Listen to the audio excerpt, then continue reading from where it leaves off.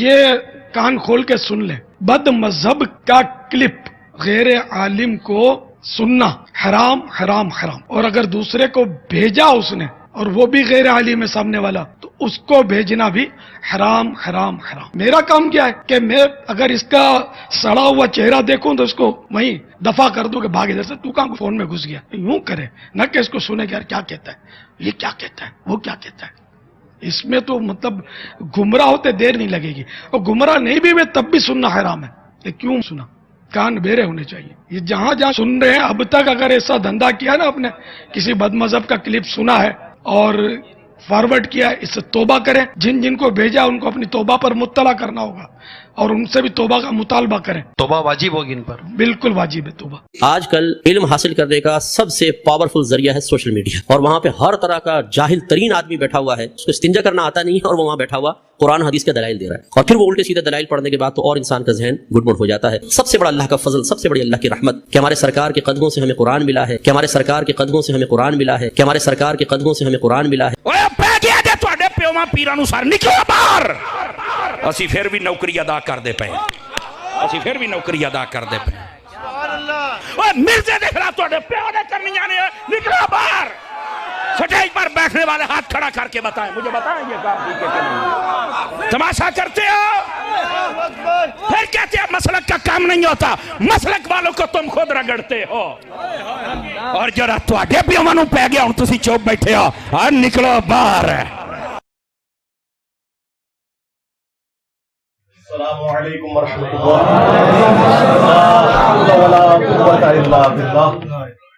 حسبنا اللہ ونعم الوکیل، یا حی یا قیوم برحمتک استغیث، لا الہ الا انت سبحانک انی کنت من الظالمین، ربنا آتنا من لدنک رحمہ وہیئ لنا من امرنا رشدا، اللہم ربنا آتنا فی الدنیا حسنہ وفي الآخرة حسنة وقنا عذاب النار، اللهم صل على محمد وعلى آل محمد وأصحاب محمد وأزواج محمد وأمة محمد أجمعين إلى يوم الدين آمين۔ الحمد لله رب العالمين والصلاة والسلام على سيد الأنبياء والمرسلين وعلى آله وأصحابه أجمعين إلى يوم الدين۔ الحمدللہ آج 17 ستمبر 2023 کو سنڈے کے دن ہمارا یہ پبلک سیشن نمبر 112 112 نمبر منعقد ہونے جا رہا ہے۔ آپ کے یہ ریئل ٹائم سوالات پرچیوں کی شکل میں میرے پاس آ چکے ہیں، انشاءاللہ کوشش کریں گے کہ انہیں بھی ہم کور کریں، لیکن اس سے پہلے چونکہ کل انشاءاللہ تعالی یکم ربیع الاول 1445 ہجری شروع ہو جائے گی انشاءاللہ، اور ماشاءاللہ تعالی ہمارا آج کا پبلک سیشن نمبر بھی 12 کی نسبت سے 112 نمبر ہے الحمدللہ۔ تو میں نے ارادہ کیا کہ اس ربیع الاول میں ایک خاص ٹاپک کو ضرور ایڈریس کیا جائے۔ عموماً تو ہمارے آلموسٹ 15 سال سے ربیع الاول کے جو پروگرام ہوتے ہیں ان میں ہم اللہ کے محبوب سید الاولین والآخرین، شفیع المذنبین، رحمت للعالمین، سیدنا و مولانا امام اعظم محمد رسول اللہ صلی اللہ علیہ وآلہ وسلم کے فضائل، معجزات کے حوالے سے ڈسکشن کرتے آ رہے ہیں، لیکن ایک ٹاپک ربیع الاول کے موقع کے اوپر ضرور ایڈریس ہونا چاہیے، اور وہ ہے قرآن حکیم میں جو آیات اسپیسیفکلی نبی صلی اللہ علیہ وآلہ وسلم سے متعلق ہیں، اور وہ اس ٹاپک کے انڈر آتی ہیں کہ جسے ڈسکس کرنا ہمارا ایک خاص مکتب فکر اسے گستاخی سمجھتا ہے۔ تو ان آیات کو ایک جگہ کسی ایک ویڈیو میں ڈسکس کیا جائے۔ ویسے تو میں مختلف ویڈیوز میں ڈسکس کرتا رہتا ہوں، لیکن ربیع الاول کے موقع کے اوپر اس طرح کی جو کریٹیکل آیات ہیں انہیں ایک جگہ جمع کر دیا جائے۔ کل انشاءاللہ یکم ربیع الاول 1445 ہجری ہوگا بمطابق 18 ستمبر 2023، اور کل انشاءاللہ تعالی دن بھی منڈے کا ہوگا، اور ہمارا یہ پبلک سیشن نمبر بھی 112 ہے، لہذا میں نے نیت کی ہے کہ 12 آیات قرآن حکیم سے کور کی جائیں 12ویں شریف کی نسبت سے انشاءاللہ تعالی۔ ویسے تو ڈبل 12 بھی ہو سکتی ہیں، یعنی 24، لیکن وہ پھر کم از کم 4 سے 5 گھنٹے اور لگ جائیں گے، اس لیے میں نے 12 آیات چنی ہیں کریٹیکل قرآن حکیم کی، انہی کو انشاءاللہ ڈسکس کروں گا۔ ڈبل 12 اگر کروں تو اس کے لیے پھر ٹائم زیادہ ریکوائرڈ ہے، پھر ایک موضوع اتنا پھیل جائے گا کہ وہ ایک جگہ میں جو بات ہونی چاہیے تھی وہ توجہ ڈائیورٹ ہو جاتی ہے۔ یہ ڈبل 12 میں اس لیے استعمال کر رہا ہوں کہ ہمارا وہی مکتب فکر بریلوی 24 نمبر وہابی کو کہتا ہے۔ وہ کہتے ہیں جی حروف ابجد جس طرح بسم اللہ کے 786 ہیں، محمد کے 92 ہیں، اللہ کے 66 ہیں، اس طرح وہابی کے جو حروف ابجد ہیں وہ 24 ہیں۔ اس لیے آپ دیکھیں جو باپا جانی ہے نا الیاس قادری صاحب، وہ کبھی نہیں بولیں گے کہ 24 گھنٹے کی زندگی سنت کے مطابق گزاریں، وہ ہمیشہ کہتے ہیں ڈبل 12 گھنٹوں کی زندگی۔ اچھا، وہ ڈبل 12 صرف 12 کی نسبت کی وجہ سے نہیں کہہ رہے ہوتے، وہ 24 نمبر کو ہی اپنے لیے ایک ان لکی نمبر سمجھتے ہیں۔ ہاں، جس طرح امریکن جو ہے وہ 13 نمبر کو ان لکی سمجھتے ہیں، تو وہ ڈبل 12 بولیں گے۔ وہ کہتے ہیں جی گدھ کے جو حروف ابجد ہیں وہ بھی 24 ہیں اور وہابی کے بھی 24 ہیں۔ جس طرح گدھ جو ہے نا یہ گوشت خور ہے نا، وہابی ایمان خور ہے۔ تو ہم ان کے ساتھ ہیں، وہابی بھی ایمان خور ہیں، بریلوی بھی ایمان خور ہیں، دیوبندی بھی ایمان خور ہیں، شیعہ بھی ایمان خور ہیں، سوائے ان لوگوں کے جنہوں نے اپنی نسبت اس شخص کے ساتھ مضبوط کر لی ہے جس کی قبر مدینے میں ہے صلی اللہ علیہ وآلہ وسلم۔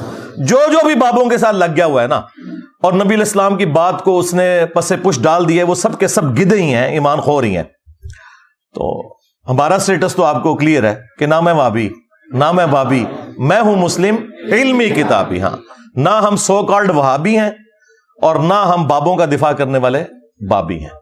ہم تو اللہ کے محبوب صلی اللہ علیہ وآلہ وسلم کی ختم نبوت کی برکت سے آپ کے ایک ادنا سے مجاہد ہیں جو چیخ چیخ کے آپ کو یہ بات سمجھانے کی کوشش کر رہے ہیں کہ مرنے سے پہلے اے مسلماں کر لے اس پہ غور، کتابوں کا خدا اور ہے بابوں کا خدا اور۔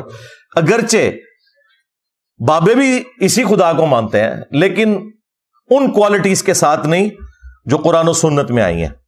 بعض لوگوں نے اس کے اوپر بھی اعتراض کیا، جی یہ آپ نے شعر کیسا کہہ دیا ہے جی ساروں کا خدا ایک ہے۔ اور بھائی لٹریچر میں اسی طریقے سے بات ہوتی ہے، اور میں نے جب پہلی دفعہ یہ سلوگن بلند کیا تھا نا مجلس نمبر 100 میں، اس میں بھی میں نے کلیئر کیا تھا کہ آپ تو کہہ رہے ہیں کہ سارے فرقوں کا ایک خدا ہے، میں تو کہتا ہوں کہ ہندو، کرسچنز، جیوز، بدھسٹ سب کا ہی ایک خدا ہے۔ لیکن جب ہم انہیں سمجھائیں گے تو انہیں بتائیں گے کہ بھائی ایک وہ خدا ہے جو کتابوں میں آیا ہے اور ایک وہ ہے جو تمہارے بابوں نے بتایا، کوالٹیز کے پوائنٹ آف ویو سے۔ پھر بھی اگر کسی کو سمجھ نہ آئے تو انہیں پھر اعلیٰ حضرت کی ہی زبان سمجھ آتی ہے۔ تو اعلیٰ حضرت نے ایک کتاب لکھی ہے سبحان السبوح کے نام سے، وہابیوں کے خلاف۔ وہ ایک وہابی عالم نے کہا تھا کہ اللہ تعالیٰ جھوٹ بول سکتا ہے لیکن بولے گا نہیں، نعوذ باللہ۔ تو اس کے رد میں انہوں نے لکھا تھا کہ کوئی بھی غلط چیز اللہ کی طرف آپ منسوب نہیں کر سکتے، اور اس طرح کی گندی چیزیں اللہ تعالیٰ کی قدرت میں داخل کرنا بھی حرام ہے، کیونکہ یہ تمام چیزیں محال ہیں، اور جو چیزیں محال ہیں وہ کبھی بھی مقدور نہیں ہو سکتی، یعنی ان کو آپ قدرت میں داخل نہیں کریں گے۔ مثلا کیا اللہ تعالیٰ اس پر قادر ہے کہ اپنے ساتھ کا ایک اور خدا کوئی اور بنا لے؟ تو ہم کہیں گے کہ یہ کوسچن ہی انویلڈ ہے، یہ محال ہے، کیونکہ خدا کی، الہ کی، اللہ کی ڈیفینیشن یہ ہے کہ وہ پیدا نہیں ہوا ہوا۔ تو اگر اللہ تعالیٰ کسی کو بنائے گا بھی نہ تو وہ مخلوق ہوگا۔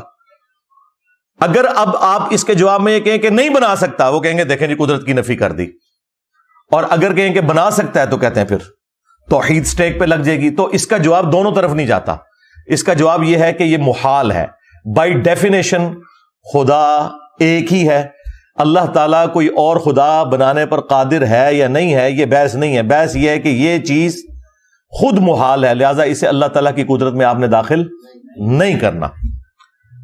تو وہ جواب دیتے ہوئے پھر اعلی حضرت نے وہابیوں کا خدا لکھ کے فتاوی رضویہ کے اندر بھی اور اس کتاب کے اندر بھی وہ گالیاں نکالی ہے، یعنی ایسی غلیظ زبان استعمال کی ہے کہ وہابیوں کا خدا چور ہے، نعوذ باللہ، وہابیوں کا خدا جو ہے وہ زانی ہے، وہابیوں کا خدا فلاں ہے، اتنی غلیظ باتیں لکھی ہیں.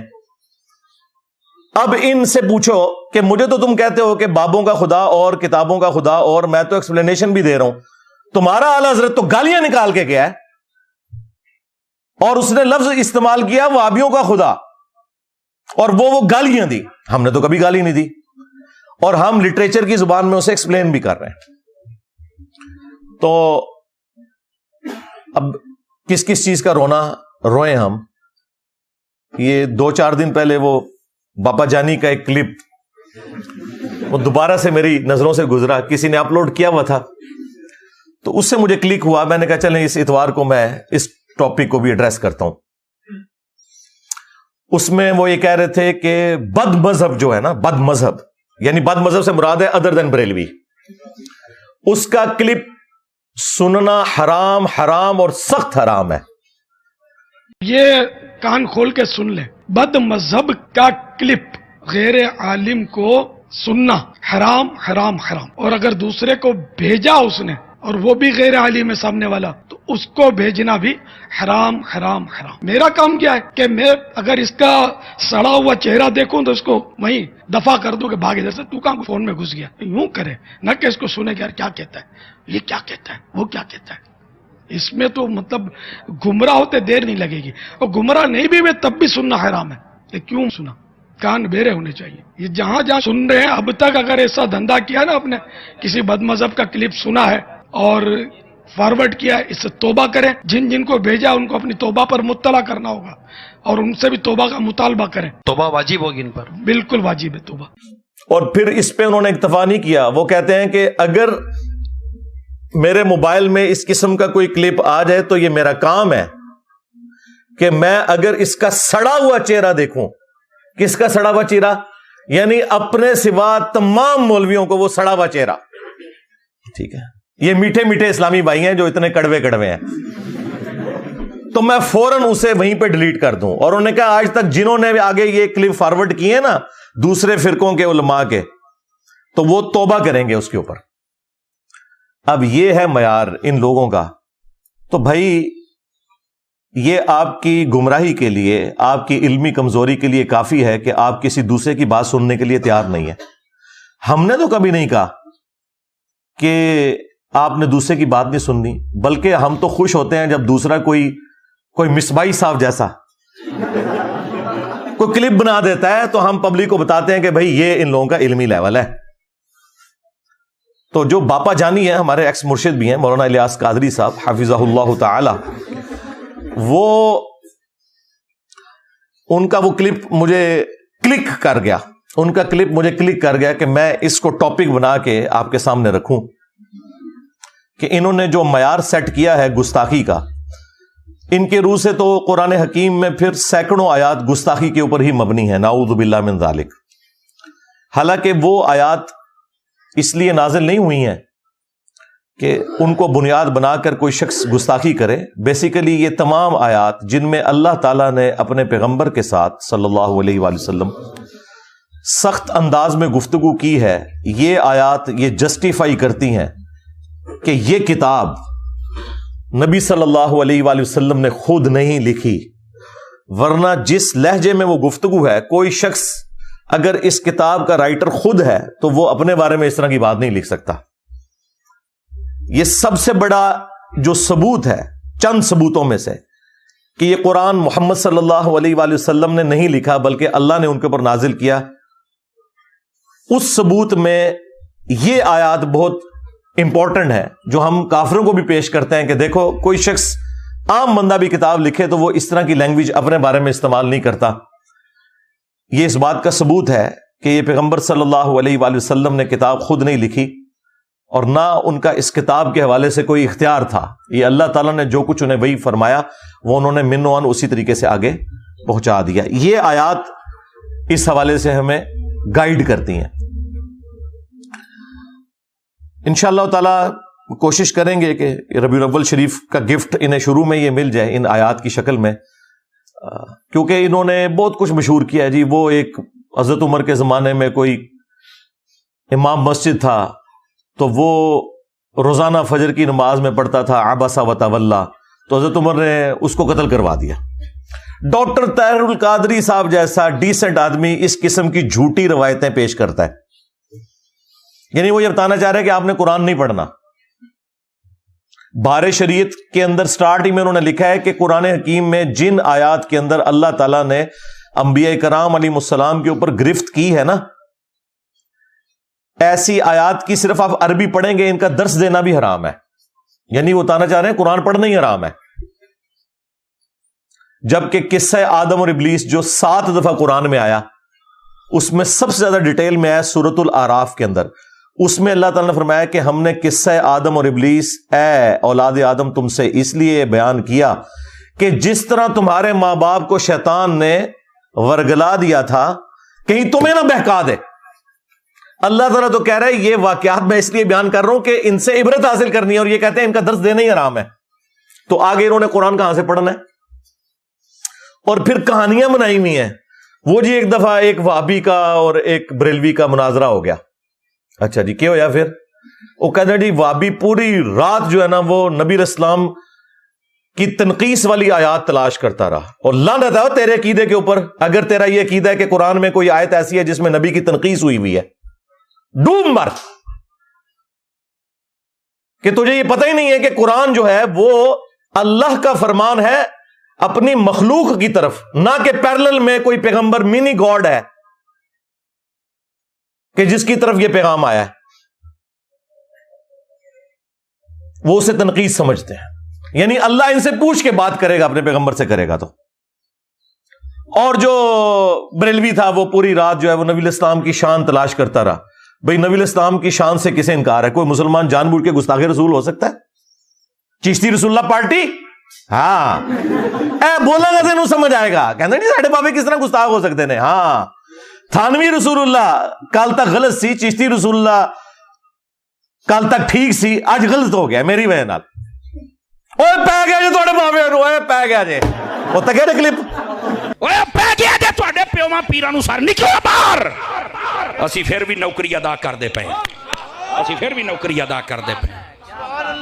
اوے مرزے دیکھ رہا تھوڑے پیو نے کرنیاں نے، نکلو باہر. سٹیج پر بیٹھنے والے ہاتھ کھڑا کر کے بتائیں، مجھے بتائیں یہ کام ٹھیک ہے کہ نہیں؟ تماشا کرتے ہو پھر کہتے ہیں مسلک کا کام نہیں ہوتا. مسلک والوں کو تم خود رگڑتے ہو. اور جرا تواڈے پیواں نو پی گیا ہن تسی چوپ بیٹھے ہو، اور نکلو باہر. پی گیا، بالکل پی گیا. میں تھوڑی بادشاہی کیتی ہے تساں یار. دیکھ لو 1200 سال میں جو عزت انہوں نے کمائی تھی، ان 12 سالوں میں اس طرح ایک نعرہ انہیں لے ڈوبا ہے اللہ کے فضل سے. میرے نبی سا ہے ہی کوئی نہیں، تیرے بابے تے شے ہی کوئی نہیں، نبی کے جیسا ہے ہی کوئی نہیں، بابے تے شے ہی کوئی نہیں. الحمدللہ. تو یہ انہوں نے نا ڈھکوسلا مچایا ہوا ہے اس قسم کی باتیں. اور یہ میں اس لیے کر رہا ہوں کہ میں خود 31 سال تک بریلوی رہا ہوں. یہ ساری کہانیاں ہم نے اللہ کے فضل سے، یا کہہ لیں کہ اللہ کے غضب سے، اپنے علماء سے، اپنے گھر والوں سے، اپنے ماں باپ سے بچپن سے ہی سیکھ لی ہوئی تھی. 31 سال تک میں بھی بریلوی رہا ہوں. تو اس لیے ہم سے کوئی بات چھپی بھی نہیں ہے کہ یہ کون کون سی شیطنت ہے جس کے ذریعے یہ حملہ آور ہوتے ہیں مسلمانوں کے عقائد کے اوپر. کیونکہ اسی لیے تو ہم نے عرض کیا ہے کہ وہ بھی کیا دن تھے، ہم بھی ایک جن تھے. آج ہم دیو ہیں، جنوں کے بھی پیو ہے، بلکہ دیو کے بھی پیو ہے. اے دیو باندھ والا دیو، اے پیو والا نہیں جے او نہ سمجھیو. اے جیسا کہتے ہیں نا کہ استاد روحانی باپ ہوتا ہے، تو یہ روحانی پیو والی بات کر لیں. ہاں یہ وہ والی ہے، یہ بگوٹن والی نہیں بات کر رہا میں. تو اس لیے قرآن حکیم کے حوالے سے اپنے آپ کو بالکل کلیئر کر لیں. ہمارے پلے اگر کوئی شے ہے نا تو وہ یہی کتاب ہے. نبی علیہ السلام کی وفات کے بعد آپ کا وصی، آپ کا خلیفہ اس امت پر قیامت تک کے لیے جو آپ پیش کر سکتے ہیں وہ اللہ کی کتاب ہے. الحمدللہ. کیونکہ نبی علیہ السلام کے بعد جو شخصیات بھی تھیں وہ بھی دنیا سے چلی گئی ہیں. کسی کو آج پیش نہیں آپ کر سکتے. پیش کر سکتے ہیں تو کتاب و سنت کو. تو اگر یہ قرآن ہمارے پاس نہیں ہے تو ہمارے پاس کچھ بھی نہیں ہے. اگر ہمارے عقیدے قرآن کے خلاف ہیں تو سمجھ لیں کہ ہم گمراہی کے اوپر ہیں. اگر کوئی بات قرآن میں ہمارے عقیدے کے خلاف ہے تو سمجھ لیں ہمارا عقیدہ خراب ہے. قرآن تو بالکل ٹھیک ہے. قرآن کے سامنے آپ نے اسٹوڈنٹ کی حیثیت سے بیٹھنا ہے، نہ کہ اس کے استاد بن کے. اے جی ایسے گستاخی ہوتی ہے، اتنی بیان کرنی چاہیے تھی. اس کا مطلب پتہ کیا ہے؟ اس کا مطلب یہ ہے کہ قرآن اس قابل ہی نہیں ہے کہ اس سے لوگ ہدایت حاصل کریں. تو پھر کل آپ کس منہ سے اس کو پیش کریں گے کسی غیر مسلم کو؟ اصل میں خود ان کا گیئر الٹا لگا ہوا ہے. اللہ نے تو بالکل واضح فرما دیا ہے وَلَقَدْ يَسَّرْنَا الْقُرْآنَ لِلذِّكْرِ فَهَلْ مِن مُدَّكِرٍ. ایک سورت میں 4 دفعہ یہ آیت آئی ہے. پھر بھی مولوی کو یقین نہیں آ رہا. مولوی کہہ رہا ہے ڈائریکٹ قرآن پڑھو گے گمراہ ہو جاؤ گے. اچھا یہ کہاں لکھا ہوا ہے کہ ڈائریکٹ قرآن پڑھو گے تو گمراہ ہو جاؤ گے؟ قرآن میں یہ تو لکھا ہوا ہے کہ سمجھنے کے لیے آسان کر دیا، نصیحت کے لیے.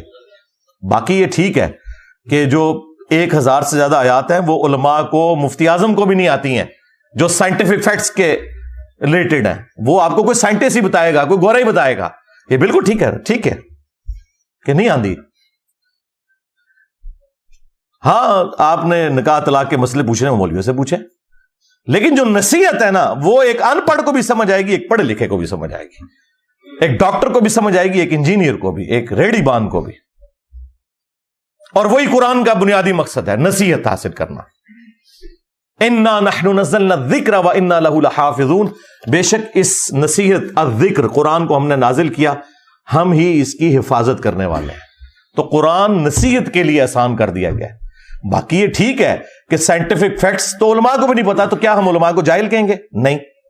ٹھیک ہے، وہ ایمبریالوجی کی فیلڈ سے ریلیٹڈ جو چیز ہے، اسٹرونومی سے ریلیٹڈ ہے، وہ ان ایکسپرٹ سے پوچھیں. نکاح طلاق کے مسئلے آپ ان سے پوچھیں. اور سارے مسئلے اگر پوچھنے ہیں نا تو جیلم تشریف لے آئیں انشاءاللہ تعالی. صحیح مسئلے بھی بتائیں گے، غلط مسئلے بھی بتائیں گے، اور غلط مسئلوں کا جواب بھی بتائیں گے. تو یہ 12 آیات میں نے سلیکٹ کی ہیں. ویسے تو مطلب بہت زیادہ آیات ہو سکتی تھیں، لیکن یہ 12 ربیع الاول شریف کی نسبت سے میں نے کہا چلیں اس سال یہ تحفہ دے دیں 12 آیات کا. اور آخری بات میں اس حوالے سے کر دوں جو کئی ایک ویڈیوز میں نے کی ہے کہ آج تک کبھی ایسا نہیں ہوا کہ BBC یا CNN کے اوپر کوئی پٹی چلے ٹکر کے طور پر، اور افریقہ کا رہنے والا انسان اس کا کوئی اور مطلب لے لے، ملیشیا کا انسان کوئی اور مطلب لے لے، پاکستان کا رہنے والا انسان کوئی اور مطلب لے. سارے ایک ہی مطلب لیتے ہیں. جب قرآن کی باری آتی ہے تو یہ لوگ کتنے بے ایمان ہیں، کہتے ہیں نا جی وہ ترجمے چینج ہو گئے نا جی. کیوں؟ عربی کیا مردہ زبان ہے؟ آج بھی 1.5 کروڑ کرسچنز ایسے ہیں جو بائی برتھ کرسچن ہے اور ان کی زبان عربی ہے. جائیں ان سے جا کے ترجمہ کروا لیں. عربی کو مردہ زبان ہے. بھئی الفاظ کے چناؤ کو تو فرق ہوگا. کوئی ترجمہ کرے گا اللہ کے نام سے شروع، کوئی کرے گا شروع اللہ کے نام سے، کوئی کرے گا شروع کرتا ہوں اللہ کے نام سے. دین واٹ؟ کوئی ترجمہ چینج ہو گیا؟ 10 صحابہ کرام بھی ہونا جنہیں انگریزی اور اردو آتی ہو، انہیں بھی آپ قرآن کا ایک صفحہ دینا، ایک جیسا ترجمہ وہ بھی نہیں کریں گے. ہاں بالمفہوم ایک جیسا ہوگا، کیونکہ الفاظ کے چناؤ کا فرق ہوتا ہے. ایک زبان جب دوسرے میں ٹرانسلیٹ ہوتی ہے تو الفاظ کے چناؤ کا فرق ہو سکتا ہے، مفہوم نہیں بدل سکتا. سب اللہ کے نام سے ہی شروع کریں گے، سب کے سب جب ترجمہ کریں گے تو شیطان کے اگینسٹ اللہ ہی کی پناہ مانگیں گے. یہ نہیں ہے کہ وہ شیطان کی پناہ مانگ رہے ہوں گے، ایسا نہیں ہوگا. تو یہ بیسیکلی غیر محسوس طریقے سے انہوں نے قرآن سے دور کیا، اور مختلف قسم کے انہوں نے ہیلے بہانے گھڑے. وہ میں یہ پچھلے دنوں جو گستاخی ہوئی تھی نا سویڈن کے اندر، تو اس کے اوپر جو میری ویڈیو ریکارڈ ہوئی تھی نا وہ آپ دیکھ لیں. اس میں جتنے قرآن سے انہوں نے دھوکے دیے نا کہ قرآن تو گمراہ کر دیتا ہے جی، گدھے پہ بھی کتابیں لاد دیں تو یہ ہو جاتا ہے جی، وہ ہو جاتا ہے، یہ ساری باتیں میں کر چکا ہوں، ورنہ مجھے 1 گھنٹہ اور لگ جائے گا. وہ سویڈن والی جو ویڈیو ہے نا میری قرآن حکیم کی گستاخی کے حوالے سے، وہ آپ دیکھیں، انشاءاللہ تعالی آپ کا کنسیپٹ اس حوالے سے کلیئر ہو جائے گا. اب انشاءاللہ اللہ کا نام لے کے یہ 12 آیات کور کرتے ہیں، لیکن ایک دفعہ دروشی پڑھ لیں. اللہم صلی علی محمد وعلی آل محمد واصحاب محمد وازواج محمد وامت محمد اجمعین الی یوم الدین آمین. ہاں جی، پہلی آیت جو ہے وہ سورہ یونس سے انشاءاللہ تعالی ہم ڈسکس کریں گے. سورت نمبر 10 ہے اور آیت نمبر ہے اس کی 15 اور 16، جو ان کی نظر میں تو شاید گستاخانہ ہو لیکن یہ عقائد کلیئر کرتے ہیں. اعوذ باللہ من الشیطان الرجیم، بسم اللہ الرحمن الرحیم. وَإِذَا تُتْلَى عَلَيْهِمْ آيَاتُنَا بَيِّنَاتٍ، اور جب ان پر ہماری روشن آیات پڑھی جاتی ہیں. قَالَ الَّذِينَ لَا يَرْجُونَ لِقَاءَنَا، تو وہ لوگ کہ جنہیں یہ امید نہیں ہے کہ انہوں نے مر کے ہمارے پاس آنا ہے، یعنی جو آخرت کو بھلائے بیٹھے ہیں، وہ اس کے جواب میں آیات سن کر کیا کہتے ہیں؟ ائتی بقرآن غیر ھذا او بدل، اے نبی اس قرآن کے سوا کوئی اور کتاب لے آئیں یا اس قرآن کو بدل دیں. آپ تو بڑی سخت باتیں کرتا ہے. یہ طارق جمیل سٹائل میں کیوں نہیں بولتا؟ یہ گامدی صاحب کی طرح میٹھا میٹھا کیوں نہیں بولتا؟ بہت ہارش لینگویج ہے اس کتاب کی. یا تو کوئی اور کتاب لے کے آئے تو ذرا میٹھی میٹھی باتیں کرے، یا اس کے اندر تھوڑی تبدیلی لے کے آیا. اب اس کے جواب میں اللہ تعالیٰ کیا فرما رہا ہے؟ قُلْ مَا يَكُونُ لِي أَنْ أُبَدِّلَهُ مِنْ تِلْقَاءِ نَفْسِي، اے نبی تم فرماؤ کہ مجھے تو اس بات کا اختیار ہی نہیں کہ میں اپنی مرضی سے اس کتاب میں کوئی تبدیلی کر سکوں. ان اتبع الا ما یوحى الی، میں تو خود پیروی کرنے والا ہوں جو میری طرف اللہ وحی کرتا ہے. ہوں تسی لکھ کہندے رہو کہ بزرگاں تو قلم اٹھ گیا ہے. اللہ اکبر. اگر یہ نبی کا سٹیٹس ہے تو باب تشائی کوئی نہیں. بس ہر آیت کے بعد نا آپ لگا لیا کریں باب تشائی کوئی نہیں.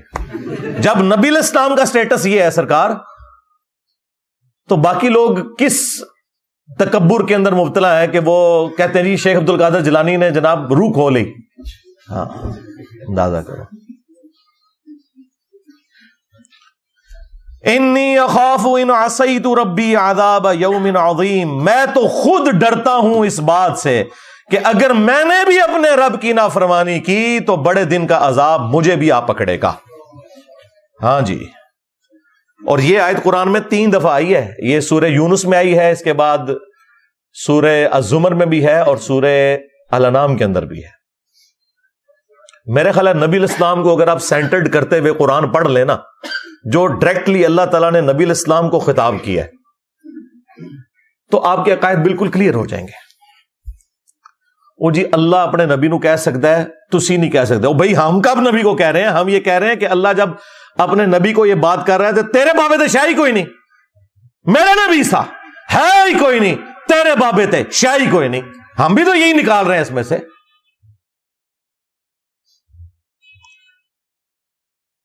قُلْ لَوْ شَاءَ اللَّهُ مَا تَلَوْتُهُ عَلَيْكُمْ، اے نبی تم فرماؤ کہ اگر اللہ ہی چاہتا نا تو میں کبھی بھی قرآن تم پر تلاوت نہ کرتا. وَلَا أَدْرَاكُمْ بِهِ، اور نہ اس کتاب سے متعلق تمہیں میں کوئی خبردار کرتا. فَقَدْ لَبِثْتُ فِيكُمْ عُمُرًا، تو دیکھو میں نے اپنی عمر کا ایک اچھا خاصا حصہ تم میں گزارا ہے. من قبل، اس قرآن کے نزول سے پہلے. افلا تعقلون، کیا تمہیں عقل نہیں ہے؟ یعنی میری اعلان نبوت سے پہلے کی 40 سال کی زندگی اس کے اوپر گواہ ہے کہ میں نے کسی بھی شاعر کی شاگردگی نہیں کی، کسی فلاسفر کے پاس بیٹھا نہیں ہوں، اور اچانک میرے اوپر یہ کلام نازل ہوا ہے جس نے بڑے بڑے شعراء کو مجبور کیا کہ وہ اپنا کلام پھاڑ دیں. اور میرا کردار اس کے اوپر گواہ ہے کہ میں نے کبھی جھوٹ نہیں بولا. تو میں یہ کیسے کہہ سکتا ہوں کہ میں اللہ کا پیغمبر ہوں؟ تو یہ بات میں کوئی جھوٹا کلیم کر رہا ہوں؟ یقیناً میری طرف وہی آئی ہے تو جب ہی میں یہ بات کر رہا ہوں. نبی علیہ السلام کی اعلان نبوت سے پہلے کی زندگی کو بھی اللہ تعالیٰ نے کفار مکہ سے صادق اور امین کہہ کے منوایا. اور پھر آپ کی زندگی ایک کھلی کتاب کی طرح تھی. لوگ جج کر سکتے تھے کہ نبی الاسلام کی زندگی میں کبھی کوئی ایسا معاملہ نہیں رہا کہ جس کی بنیاد کے اوپر کوئی یہ کلیم کرے کہ نبی الاسلام نے یہ ایکسپرٹیز حاصل کر لی ہے. نہیں، وہ تو سورۃ العنکبوت میں آیا کہ اس قرآن کے نزول سے پہلے نہ تو آپ کتاب سے کوئی چیز پڑھ سکتے تھے، نہ اپنے دائیں ہاتھ سے لکھ سکتے تھے. اگر ایسا ہوتا تو یہ بات کافروں کو شک میں مبتلا کر دیتی کہ یہ کتاب آپ نے خود گھڑ لی ہے. یہ نبی الاسلام کا معجزہ تھا کہ آپ لکھنا پڑھنا نہیں جانتے تھے، ورنہ تو لوگ اعتراض کر سکتے تھے. تو یہ آیات الحمدللہ بالکل عقیدہ کلیئر کرتی ہیں کہ یہ کتاب نبی الاسلام نے خود نہیں لکھی، ورنہ اس طریقے سے گفتگو نہ ہوتی. دوسری آیت سورۃ القصص، سورت نمبر 28، آیت نمبر 86. وما كنت ترجو ان يلقى اليك الكتاب، اور اے نبی تمہیں تو کوئی امید بھی نہیں تھی کہ تمہاری طرف کوئی کتاب نازل ہوگی. یعنی نبی الاسلام اگرچہ پیدائش سے لے کر وفات تک اللہ کے حصار کے اندر تھے، گناہوں سے محفوظ تھے، لیکن جب تک نبی مبعوث نہیں ہوتا نا، اسے خود بھی نہیں پتا ہوتا کہ وہ اللہ کا پیغمبر ہے. تمہیں تو کوئی امید ہی نہیں تھی کہ تمہاری طرف کتاب نازل ہوگی. الا رحمتا من ربک، سوائے اس کے کہ یہ تیرے رب کی رحمت ہے تیرے اوپر. فلا تکونن ظہیرا للکافرین، تو دیکھنا کافروں کی پشت پناہی کبھی نہ کرنا، ان کے مددگار کبھی نہ بننا. اب چونکہ اللہ نے تمہیں چن لیا اس کام کے لیے، اب تم نے کسی کی پرواہ نہیں کرنی، اللہ کی وحی کی پیروی کرنی ہے. یہ میں نے ایک انٹلیکچوئل ترتیب کے ساتھ، یہ ایمی نہیں کہ میں نے کو اٹھا لیے قرآن سے، اس پہ میرے گھنٹوں لگے ہیں کہ میں وہ کون سی کریٹیکل آیات ڈھونڈوں، پھر ان کو ایک ترتیب بھی دوں تاکہ آپ کو پورا مقدمہ سمجھ آئے. تیسری آیت سورہ الشورى سے، سورت نمبر 42، آیت نمبر 52، یہ بالکل اینڈ پہ جا کے آتی ہیں. اللہ تعالیٰ نے انبیاء کرام کی طرف جو وحی بھیجی جاتی ہے اس کے مختلف موڈ ڈسکس کیے ہیں کہ فرشتے کے ذریعے وحی آتی ہے، دل پر القاء ہوتا ہے، یا پردے میں اللہ تعالیٰ گفتگو فرماتا ہے.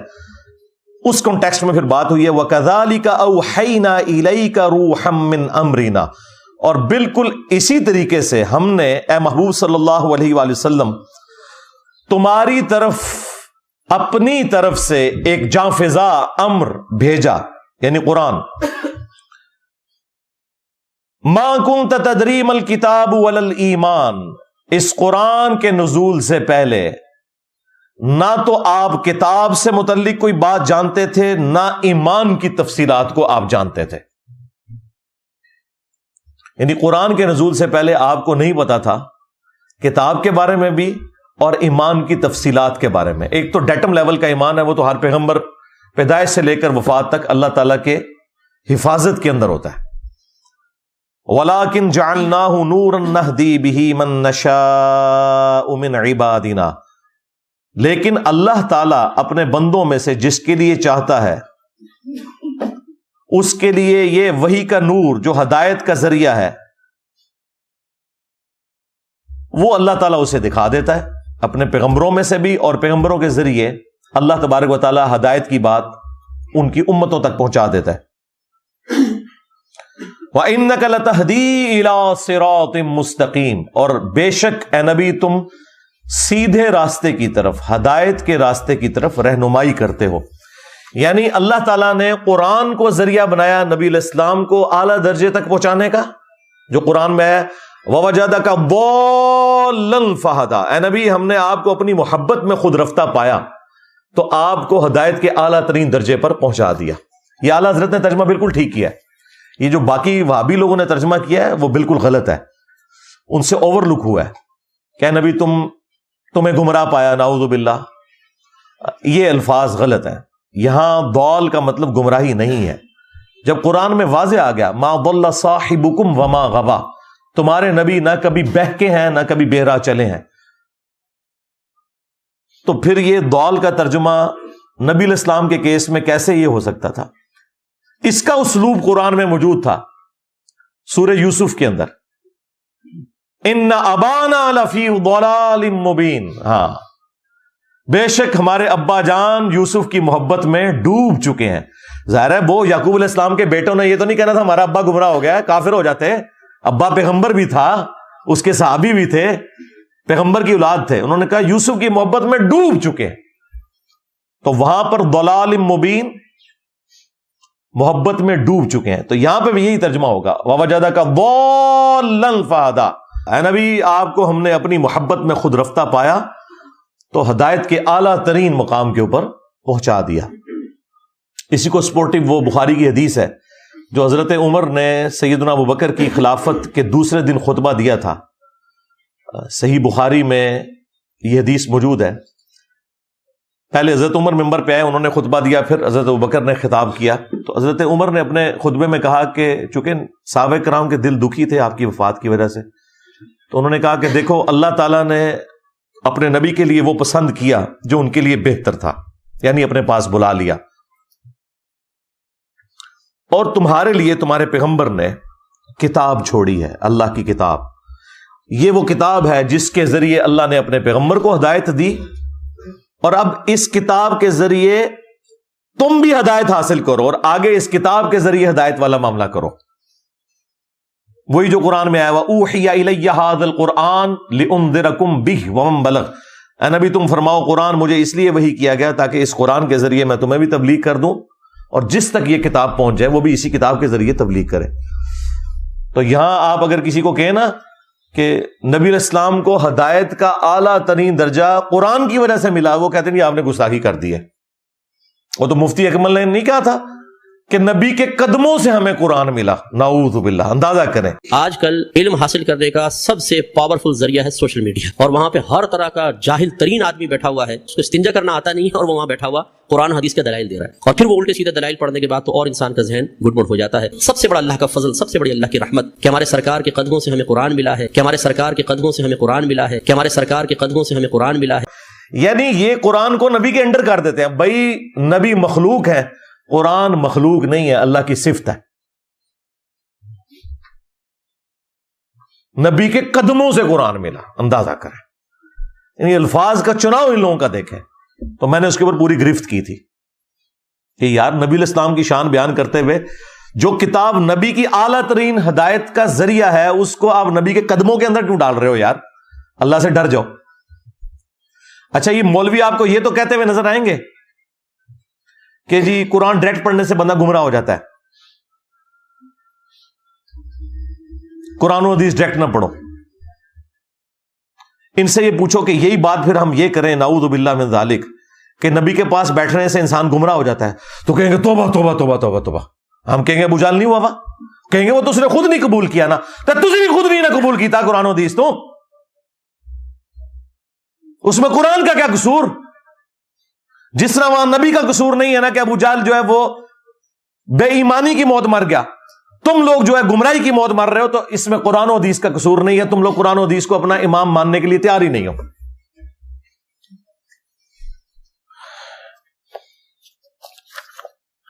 ریفرنس نمبر 4 سورہ سبا کی آیت نمبر 50. یہ بڑی سخت آیت ہے جی، ساری سخت ہے. اس سے آپ کو عقیدہ مزید کلیئر ہوگا. قل ان ضللت فانما اضل على نفسی. اے نبی تم فرماؤ کہ بالفرض اگر میں گمراہ ہوں نا، یہ بالفرض تو ہم احتراماً لگا رہے ہوتے ہیں تاکہ یہ بات سن لیں، اگر میں گمراہ ہوں تو میری گمراہی کا وبال مجھی پر ہے. وَإِنِ اهْتَدَيْتُ، اور اگر میں ہدایت پر ہوں، فَبِمَا يُوحِي إِلَيَّ رَبِّي، تو میں ہدایت پر اس وحی کی وجہ سے ہوں جو میرے رب نے میری طرف کی ہے. یہ کہتا ہے جی نبی کے قدموں سے قرآن ملا ہے، اور نبی سے کیا اعلان کروایا جا رہا ہے کہ آپ کہیں کہ میں اگر ہدایت پہ ہوں نا تو قرآن کی وجہ سے ہوں. اِنَّهُ سَمِيعٌ قَرِيبٌ، بے شک وہ سننے والا اور قرب والا ہے، بالکل ہمارے قریب ہے، نزدیک ہے. 5ویں آیت سورۃ الحاقہ کی مشہور آیات ہیں، یہ کنٹینیوس 43 سے لے کے آنورڈ. تنزیل من رب العالمین، اس کتاب کو اس نے اتارا ہے جو تمام جہانوں کا پالنے والا ہے. وَلَوْ تَقَوَّلَ عَلَيْنَا بَعْضَ الْأَقَاوِيلِ، اور اگر یہ نبی ہماری طرف کوئی ایک بات بھی ایسی منسوب کر دیتے جو ہم نے ان کی طرف وحی نہیں کی ہوئی، یعنی نبی اپنی طرف سے کوئی آیت بنا لیتے، لَأَخَذْنَا مِنْهُ بِالْيَمِينِ، تو ہم ان کا دائیں ہاتھ پکڑتے، ایک یہ ترجمہ یہ ہوا ہے، یا یہ کہ دائیں ہاتھ سے انہیں پکڑتے، ثم لقطعنا منه الوتین، اور ان کی رگے جاں کاٹ دیتے اگر یہ نبی اپنی مرضی سے اس کتاب کے اندر کوئی چیز داخل کر دیتے۔ فما منکم من احد عنہ حاجزین، پھر تم میں سے کوئی ایک بھی ایسا نہ ہوتا جو ہم سے انہیں بچا سکتا۔ وَإِنَّهُ لَتَذْكِرَةٌ لِّلْمُتَّقِينَ، اور یہ قرآن تو نہیں ہے مگر نصیحت ان لوگوں کے لیے جو ڈر جانے والے ہیں، جنہیں پتہ ہے کہ انہیں کسی نے پیدا کیا ہے اور اس کے حضور انہوں نے پیش ہونا ہے۔ اب دیکھیں یہ آیات پڑھیں تو کوئی گستاخی والا معاملہ نہیں ہے، اس میں نبی کی شان بیان ہوئی ہے کہ نبی علیہ السلام کو اللہ تعالیٰ نے یہ شان عطا فرمائی ہے۔ آپ صلی اللہ علیہ وآلہ وسلم کے ایمان کا یہ لیول ہے کہ وہ اپنی مرضی سے کوئی بات بھی اللہ کی طرف منسوب نہیں کریں گے۔ بعض جو قادیانی دجال کے ماننے والے لوگ ہیں وہ کہتے ہیں کہ دیکھیں اس میں تو اللہ تعالیٰ نے فرمایا ہے کہ اگر نبی اپنی طرف سے کوئی بات ہماری طرف منسوب کرتے تو ہم ان کا دایاں ہاتھ پکڑ کے ان کی شارک کاٹ دیتے، تو غلام احمد قادیانی دجال کی تو شارک کوئی نہیں کٹی۔ تو بھائی رکو ذرا، صبر کرو، یہ سچے نبی کے بارے میں ہے، جھوٹے تو بھونکتے رہے، وہ تو ہمارے نبی نے پہلے ہی بتا دیا تھا، بخاری مسلم دونوں میں حدیث موجود ہے کہ 30 جھوٹے دجال پیدا ہوں گے قیامت تک، اور ابو داؤد ترمذی میں آیا کہ وہ جھوٹے دجال نبی ہونے کا دعویٰ کریں گے، انا خاتم النبیین لا نبی بعدی، یاد رکھنا میں خاتم النبیین ہوں، میرے بعد کوئی نبی نہیں۔ اس کی تفصیل کے لیے میری وہ ویڈیو دیکھ لیں آپ، قادیانیوں کو مسلمان بنانے والی ویڈیو، اس میں میں نے علمی طریقے سے ان کے ایک ایک وسوسے کا جواب دیا ہے الحمدللہ۔ تو یہ سچے پیغمبر کے بارے میں بات ہے کہ اللہ تعالیٰ اس کی خاص حفاظت فرماتا ہے، وہ اپنی مرضی سے کوئی ایسا معاملہ نہیں کر سکتا۔ وہی بات جو آئی سورۃ النجم میں، وما ينطق عن الهوى ان هو الا وحی یوحى، یہ اپنی خواہش نفس سے کچھ نہیں کہتے، یہ وہ کہتے ہیں جو اللہ تعالیٰ انہیں وحی فرماتا ہے۔ چھٹی آیت سورۃ الاحقاف، سورت نمبر 46 آیت نمبر 9۔ اب دیکھیں یہ آیات پڑھتے ہوئے بھی ایک مسلمان جب کسی مسلمان کو آیت سناتے ہوئے ڈرے تو آپ سمجھ لیں کہ جس کو آپ آیت سنا رہے ہیں وہ مسلمان کوئی نہیں، صرف پاکستان کے شناختی کارڈ میں مسلمان ہے، ورنہ مسلمان کو ہندو کو آیت سناتے ہوئے نہیں آپ ڈرتے۔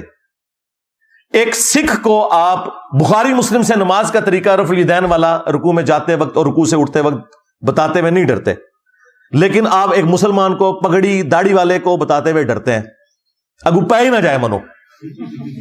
تو یار یہ مسلمان ہے، صرف نام کے مسلمان۔ اب یہ آیت سنیں، قل ما کنت بدعا من الرسل، اے نبی تم فرماؤ کہ میں کوئی نیا رسول تو نہیں ہوں، پہلے بھی رسول گزرے ہیں۔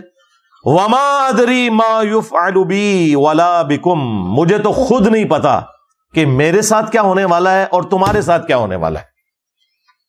اب یہ آیات پڑھ کے نا الٹا وہ مذاق اللہ کا اڑاتے ہیں، کہتے ہیں نہیں دیکھیں جی یہ قرآن سے آیتیں پڑھتے ہیں کہ نبی نے کہا کہ مجھے تو خود نہیں پتا میرے ساتھ کیا ہوگا تمہارے ساتھ کیا ہوگا، تو اگر نبی کو نہیں پتا تو اس کا مطلب ہے نبی کو اپنی آخرت کا نہیں پتا، اور لعنت ہے تمہارے عقیدے کے اوپر، آخرت کا ذکر نہیں ہے اس میں۔ بیسیکلی کافر بار بار کہتے تھے کہ تم ہمیں یہ کہتے ہو کہ فلاں نبی نے یہ معجزہ کیا، فلاں نبی نے یہ معجزہ کیا، سورۃ الانبیاء کے سٹارٹ میں آتا ہے، تو تم بھی وہی معجزے کر کے دکھاؤ نا ہمیں۔ بعد میں تو عبد القادر جیلانی نے مردے زندے کرنے ہیں، تم بھی مردہ زندہ کرو نا عیسیٰ ابن مریم کی طرح، اور کہانی جو کوئی نہیں عبد القادر جیلانی نے مردہ زندہ کیتا۔ تو اللہ تعالیٰ نے جواب میں کیا کہا کہ کیا وہ لوگ ایمان لے آئے تھے جو یہ لے آئیں گے؟ سورہ بنی اسرائیل میں 9 معجزات کا ذکر ہے، ان میں سے ایک معجزہ یہ بھی ہے اس کا سونے کا کوئی گھر ہو، یعنی اوپر دیکھے تو سونا، نیچے دیکھے تو سونا، ہاں اس کا باغ ہو جس میں یہ نہریں رواں کر کے بتا دے، یا آسمان پہ چڑھ کے بتائے اور ہمارے سامنے کتاب لے کے نازل ہو، تب اسے نبی مانیں گے۔ اللہ تعالیٰ نے اس کے جواب میں فرمایا کہ اے نبی تم کہہ دو کہ معجزات تو اللہ کے پاس ہے، میں تو انسان ہوں اور اس کا پیغمبر ہوں، ڈر سنانے کے لیے تمہارے پاس آیا ہوں۔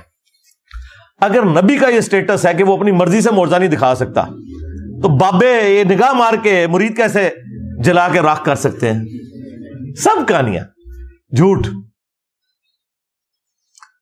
تو مجھے خود نہیں پتا کہ میرے ساتھ اور تمہارے ساتھ کیا ہوگا۔ مراد یہ کہ یہ اللہ تعالیٰ نے اب میرے ساتھ کیا معاملہ کرنا ہے اس حوالے سے کہ جو تم مجھ سے معجزات ڈیمانڈ کر رہے ہو، یہ معجزات مجھے دے گا یا نہیں دے گا، مجھے نہیں پتا۔ اور تمہارے ساتھ کیا کرنا ہے کہ تمہیں ان معجزات کے بغیر ہی ہدایت دینی ہے یا ان معجزات کے ساتھ دینی ہے یا نہیں دینی، یہ مراد ہے اس سے۔ ان اتبع الا ما یوحى الی، میں تو اسی وحی کا پابند ہوں جو اللہ تعالیٰ میری طرف کرتا ہے، میں اسی کی اتباع کرنے والا ہوں۔ وما انا الا نذیر مبین، اور میں تو نہیں ہوں سوائے اس کے کہ کھلا ڈر سنانے والا ہوں کہ تم نے مر کے اپنے رب کے حضور پیش ہونا ہے۔ آخرت کا ڈر سنانے کے لیے اللہ تعالیٰ نے مجھے بھیجا ہے، میری یہ ذمہ داری ہے۔ باقی میرے ساتھ کیا معاملہ ہوگا اس حوالے سے کہ جو تمہاری ڈیمانڈ ہے وہ میرے ذریعے اللہ تعالیٰ پوری کروائے گا یا نہیں کروائے گا، یہ اللہ کی مرضی ہے کہ وہ معجزہ دکھائے یا نہ دکھائے۔ وہ سعید اسد صاحب فوت ہو گئے، اللہ تعالیٰ ان کی مغفرت کرے۔ ان کو کسی نے میرا یہ کلپ بھیج دیا، انہوں نے پکڑ کے نا مرنے سے کوئی ایک ہفتہ پہلے میرے خلاف پوری ویڈیو بنا دی کہ بتاؤ کہ اگر نبی کوئی ڈاؤٹ فل کر رہے ہیں، اندازہ کرو جو بابوں کے پجاری پوری زندگی رہے ہیں وہ ہمیں نبی کی اہمیت بتائیں گے۔ سرکار نبی علیہ السلام کے مبارک نام کو، آپ کی مبارک دعوت کو اللہ کے فضل سے جس طرح ہمارے پلیٹ فارم سے روشن کیا گیا تمہارے 1200 سال میں کسی نے نہیں کیا۔ تم تو اپنے بابوں کے پجاری بناتے رہے ہو، خدمتاں کیتیاں نے دین دیاں بڑیاں، جوڑ کے رکھا اپنے بابوں کے ساتھ، جس نے بھی ذکر کیا نسبتیں بابوں کی لگائی ہیں، کبھی قادری لگا لی، چشتی لگا دی، محمدی کی تمہیں توفیق ہی نہیں ہوئی کیونکہ تم محمدی ہے ہی نہیں ہو نا، کیوں لگاؤ گے؟ حنفی شافی لگاؤ گے، مالکی لگاؤ گے، محمدی نہیں لگاؤ گے۔ دیکھا کتنی بڑی بدبختی ہے۔ ہاں، اہل حدیث نے تھوڑی جرأت کی، وہ بھی ان کے ایک دشمنی میں آ کے انہوں نے اپنے ساتھ محمدی لکھنا شروع کیا۔ ویسے محمدی ہم اس کے حق میں بھی نہیں ہے، ہم مسلم ہیں۔ ہاں، نبی علیہ السلام نے ہمارا نام مسلم رکھا ہے، اللہ تعالیٰ نے مسلم رکھا ہے، ابراہیم علیہ السلام نے مسلم رکھا ہے۔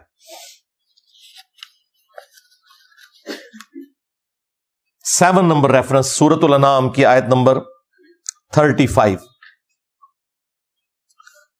یہ مفتی منیب صاحب نے جب میرے خلاف دنیا اخبار میں مضمون لکھا تو ان کے جواب میں جو میں نے ویڈیو ریکارڈ کرائی تھی نا، اس میں یہ آیت بھی میں نے ڈسکس کی تھی معجزات اور کرامات کے حوالے سے۔ نبی علیہ السلام کو اس بات کا قلق تھا کہ اللہ تعالیٰ ان کا منہ مانگا معجزہ دکھا کیوں نہیں دیتا کہ یہ مان لیں، لیکن اللہ تعالیٰ کو تو پتا تھا کہ اے نبی تیرے ماننے والے بھی قرآن بخاری مسلم دیکھ کے تیری بات نہیں مانیں گے، تو کافر تشائی کوئی نہیں، جو تجھے پیغمبر مانیں گے وہ تیری تعلیمات پر عمل کرنے کے لیے تیار نہیں ہوں گے، تو یہ تو ہے ہی کافر ہے، ان کو میں اگر منہ مانگا معجزہ دکھا بھی دوں نا، انہوں نے اس میں سے کوئی اور چیز نکال لینی ہے۔ ہاں، انہوں نے کہا آسمان سے کتاب لے کے نازل ہو۔ اللہ تعالیٰ نے سورۃ الحجر میں، سورۃ الانعام میں فرمایا کہ اگر ہم آسمان سے کوئی ایسی کتاب نازل کر لیں جو ان کے سامنے اترے، یہ اسے اپنے ہاتھوں سے چھو بھی لیں، پڑھ بھی لیں، تب بھی کہیں گے ہماری آنکھوں پہ جادو ہو گیا ہے، اصل وچ نازل نہیں ہوئی۔ دیکھو ان کے کرو گے، ہر چیز کا کوئی نہ کوئی الٹا جواب۔ پھر سورۃ الانعام میں جس شان سے آئی ہے نا بات،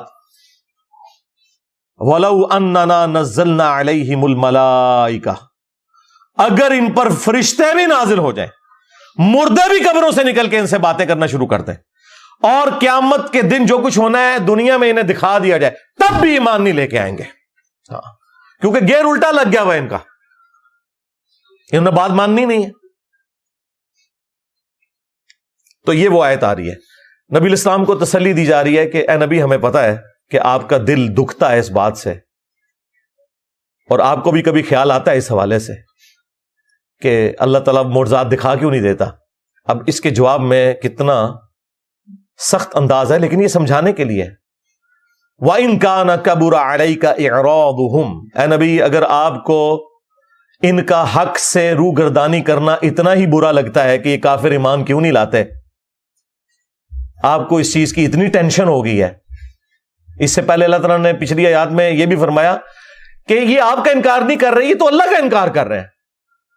اگر میں نے انہیں ریلیکس کیا اس مسئلے میں تو آپ اتنی ٹینشن نہ لیں.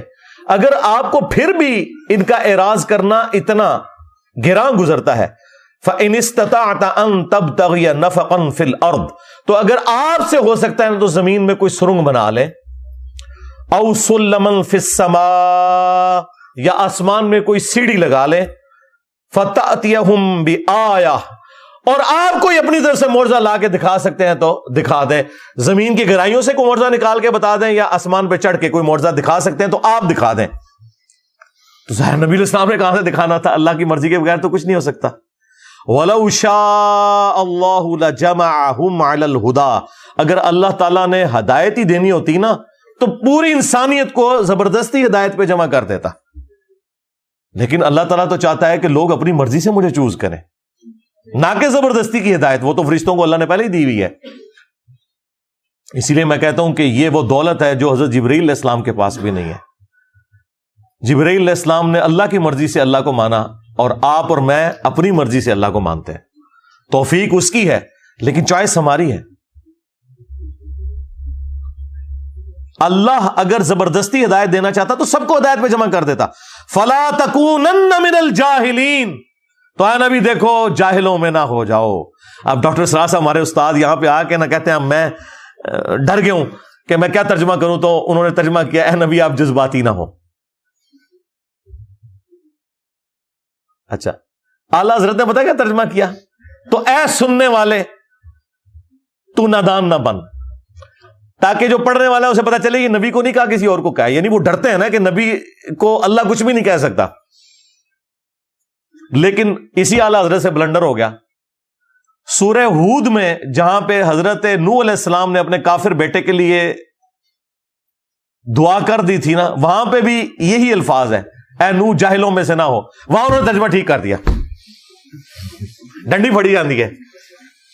جس طرح شاہداً و مبشراً و نذیرا کا ترجمہ اعلیٰ حضرت نے کیا حاضر و ناظر، لیکن سورہ البقرہ کی آیت نمبر 143 میں وہاں پہ آ گیا تھا کہ یہ امت اگلی امتوں پہ حاضر و ناظر ہے اور نبی اس امت پہ حاضر و ناظر ہے. وہاں انہوں نے ترجمہ صحیح کر دیا کہ یہ امت اگلی امتوں پر گواہ ہے، یعنی قرآن کی وجہ سے، اور نبی اس امت پر گواہ ہے. وہاں ترجمہ ٹھیک کر دیا، ورنہ پوری امت کو حاضر و ناظر ماننا پڑنا تھا.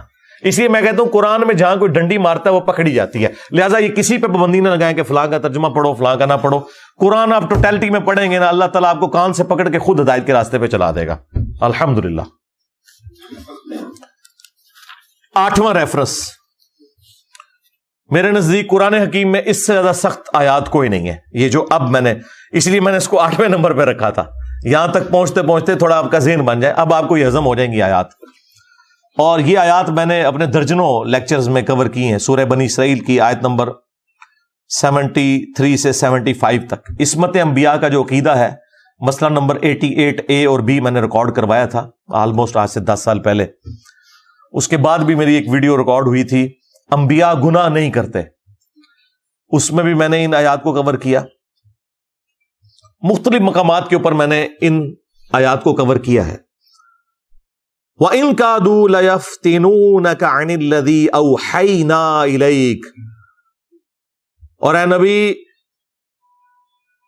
کہ یہ لوگ تو تلے ہوئے ہیں اس بات کے اوپر کہ آپ کو ہٹا دیں اس وحی سے جو ہم نے آپ کی طرف کی ہے. یعنی کافر تلے ہوئے ہیں کہ آپ کو مجبور کر دیں کہ آپ اس وحی سے ہٹ جائیں جو ہم نے آپ کی طرف کی ہے. لِتَفْتَرِيَ عَلَيْنَا غَيْرَهُ، تاکہ آپ ہماری طرف کوئی ایسی بات منسوب کر دیں جو ہم نے وہی نہیں کی، وہی کمپرومائز کر لیں. جو سٹارٹ میں نے آیت سورہ یونس کی کوٹ کی تھی نا کہ اے نبی اس قرآن کو بدل دو یا کوئی اور قرآن لے کے آؤ. تو اے نبی یہ تلے میں کہ یہ قرآن میں کوئی آپ سے تبدیلی کروا لیں، کوئی کمپرومائز کر لیں، کوئی 2-4 گلاں تو اڑیاں منیاں جان، کوئی 2-4 ساڑیاں منیاں جان، کوئی درمیان کا راستہ نکل آئے. یہ دنیا میں تو پولیٹیشنز کر سکتے ہیں، اللہ کا پیغمبر یہ کام نہیں کر سکتا. یہ تلے ہوئے تھے کہ آپ کو ہٹا دیں اس وحی سے تاکہ آپ اپنی مرضی سے کوئی بات ہماری طرف منسوب کر دیں. وَإِذًا لَاتَّخَذُوكَ خَلِيلًا، اور اگر ایسا ہو جائے تو پھر یہ آپ کو اپنا دوست بنا لیں گے. یہ مولوی بھی ہمیں اپنا دوست ماننے کے لیے تیار ہو جائیں گے اگر ہم قرآن و سنت کو چھوڑ کے ان کے بابوں کو مان لیں. بس ان کی ایک ہی ڈیمانڈ ہے کہ نبی کو چھوڑ دو، ہمارے بابوں کے پیچھے چلو. اور نبی سے ان کی یہ ڈیمانڈ تھی کہ تم ہماری بات مان لو جو اللہ تعالیٰ اتنی سخت. آپ پتہ قرآن تو سیدھی سیدھی بات کرتا ہے، قرآن میں تو کوئی جھول ہی نہیں ہے. قرآن جو بندہ پہلی بار پڑھتا ہے وہ کہتا ہے پتہ نہیں یہ کتاب کون سی ہے. میں تو بابا آپ نے تعارف ہی کوئی اور کرایا تھا کہ اللہ تعالیٰ کوئی بوڑھی نانی ہے میں شغل لایا اینڈ تے سارے نو معاف کر دینا ہے. ہاں یہ تو قرآن پڑھو تو پتہ لگتا ہے. جی قرآن رحمت ہی رحمت ہے. وہ تو قرآن جو ہے جملہ بولے سمجھ لو نے قرآن کو نیچے پڑھیا. قرآن نہ تمہارے ماں باپ نے پڑھا نہ تمہارے آباء و اجداد نے. اور کانفیڈنس لیول جی 80 تے آج تک گل سنی نہیں. یہ پتہ نہیں کتوں آیتاں کڈیاں نے جناب، اتوں ہی کڈیاں نے جتوں آئیاں نے. یہ مکے مدینے تو آئیاں نے.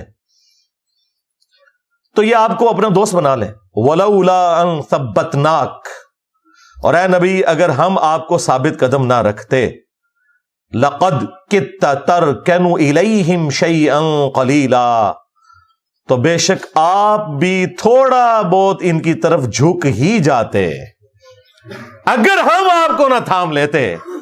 جی یوسف علیہ السلام کے لیے نہیں آیا کہ اس عورت نے یوسف کا قصد کیا، یوسف بھی کر لیتا اگر اپنے رب کی برہان نہ دیکھتا. کر لیتا یوسف بھی، اللہ نے بچا لیا کیونکہ وہ اللہ کے مخلص بندے تھے، چنے ہوئے.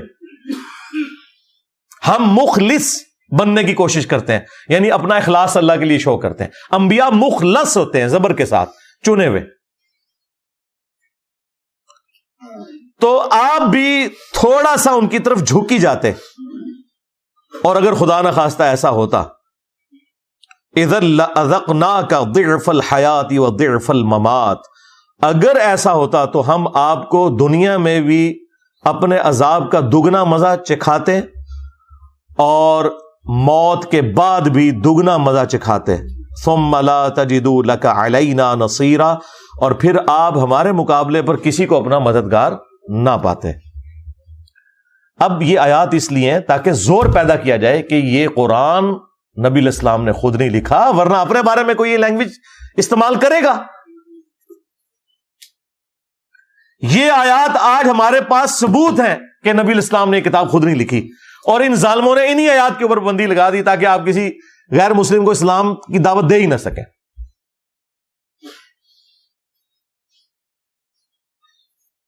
اور ان کے بابے بھی بچتے ہیں نا، کیونکہ بابے تو قرآن و سنت کے مطابق چلتے ہی کوئی نہیں ہے.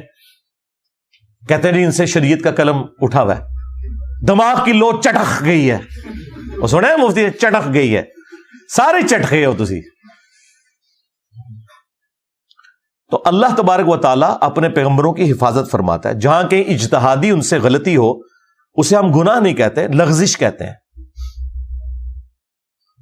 وہ انبیاء اکرام کی قرآن میں رپورٹ ہوئی ہیں. حضرت آدم علیہ السلام کی 7 دفعہ رپورٹ ہوئی ہے. یوسف علیہ السلام کے بارے میں آیا کہ وہ بھی قصد کر لیتے اگر اللہ نہ انہیں بچاتا. موسیٰ علیہ السلام سے بندہ مر گیا. یونس علیہ السلام کے بارے میں تو اتنے سخت الفاظ آئے کہ اگر وہ ہمیں نہ پکارتا مچھلی کے پیٹ میں تو پھر اسی دن نکالا جاتا جس دن مردے قبروں سے نکالے جائیں گے. ظاہر ہے یہ سب کچھ ہوا نا. ہمارے نبی علیہ السلام کے بارے میں بھی سورہ آل عمران میں آیا لیس لک من الامر شیء، اے نبی آپ کو کوئی اختیار نہیں ہے. حضور کی زبان سے بددعا نکل گئی تھی کافروں کے لیے، لیکن دیکھیں پھر اللہ تعالیٰ نے جس کے لیے بددعا نکلی اسی کے لیے اسی مبارک زبان سے سیف اللہ کا لقب خالد بن ولید کے لیے، جن کی وجہ سے نبی علیہ السلام کے 4 دانت شہید ہوئے. بخاری مسلم میں آتا ہے. منافقین کے بہانے سن کے جانے دیا قرآن میں، اے نبی اللہ آپ کو معاف کرے آپ نے ایسا کیوں کیا. سورہ توبہ میں منافقین کا جنازہ پڑھا دیا، کہا کہ آمدہ نہیں جنازہ پڑھانا، نہ کسی کی قبر پہ کھڑا ہونا ہے، اور 70 دفعہ بھی مغفرت کی دعا کرو گے ہم قبول نہیں کریں گے. اس طرح کے کئی واقعات ہیں. پھر جو غزوہ بدر کے قیدیوں کے بارے میں تو اتنی سخت آیات سورۃ الانفال میں کہ اگر وہ پہلے آیت نازل نہ ہوئی ہوتی جس سے تم لوگوں نے اجتہاد کیا ہے تو تمہیں عذاب دیا جاتا. تم نے بدر کے قیدی چھوڑ کیوں دیے؟ فتنہ تو ختم ہی نہیں ہوا.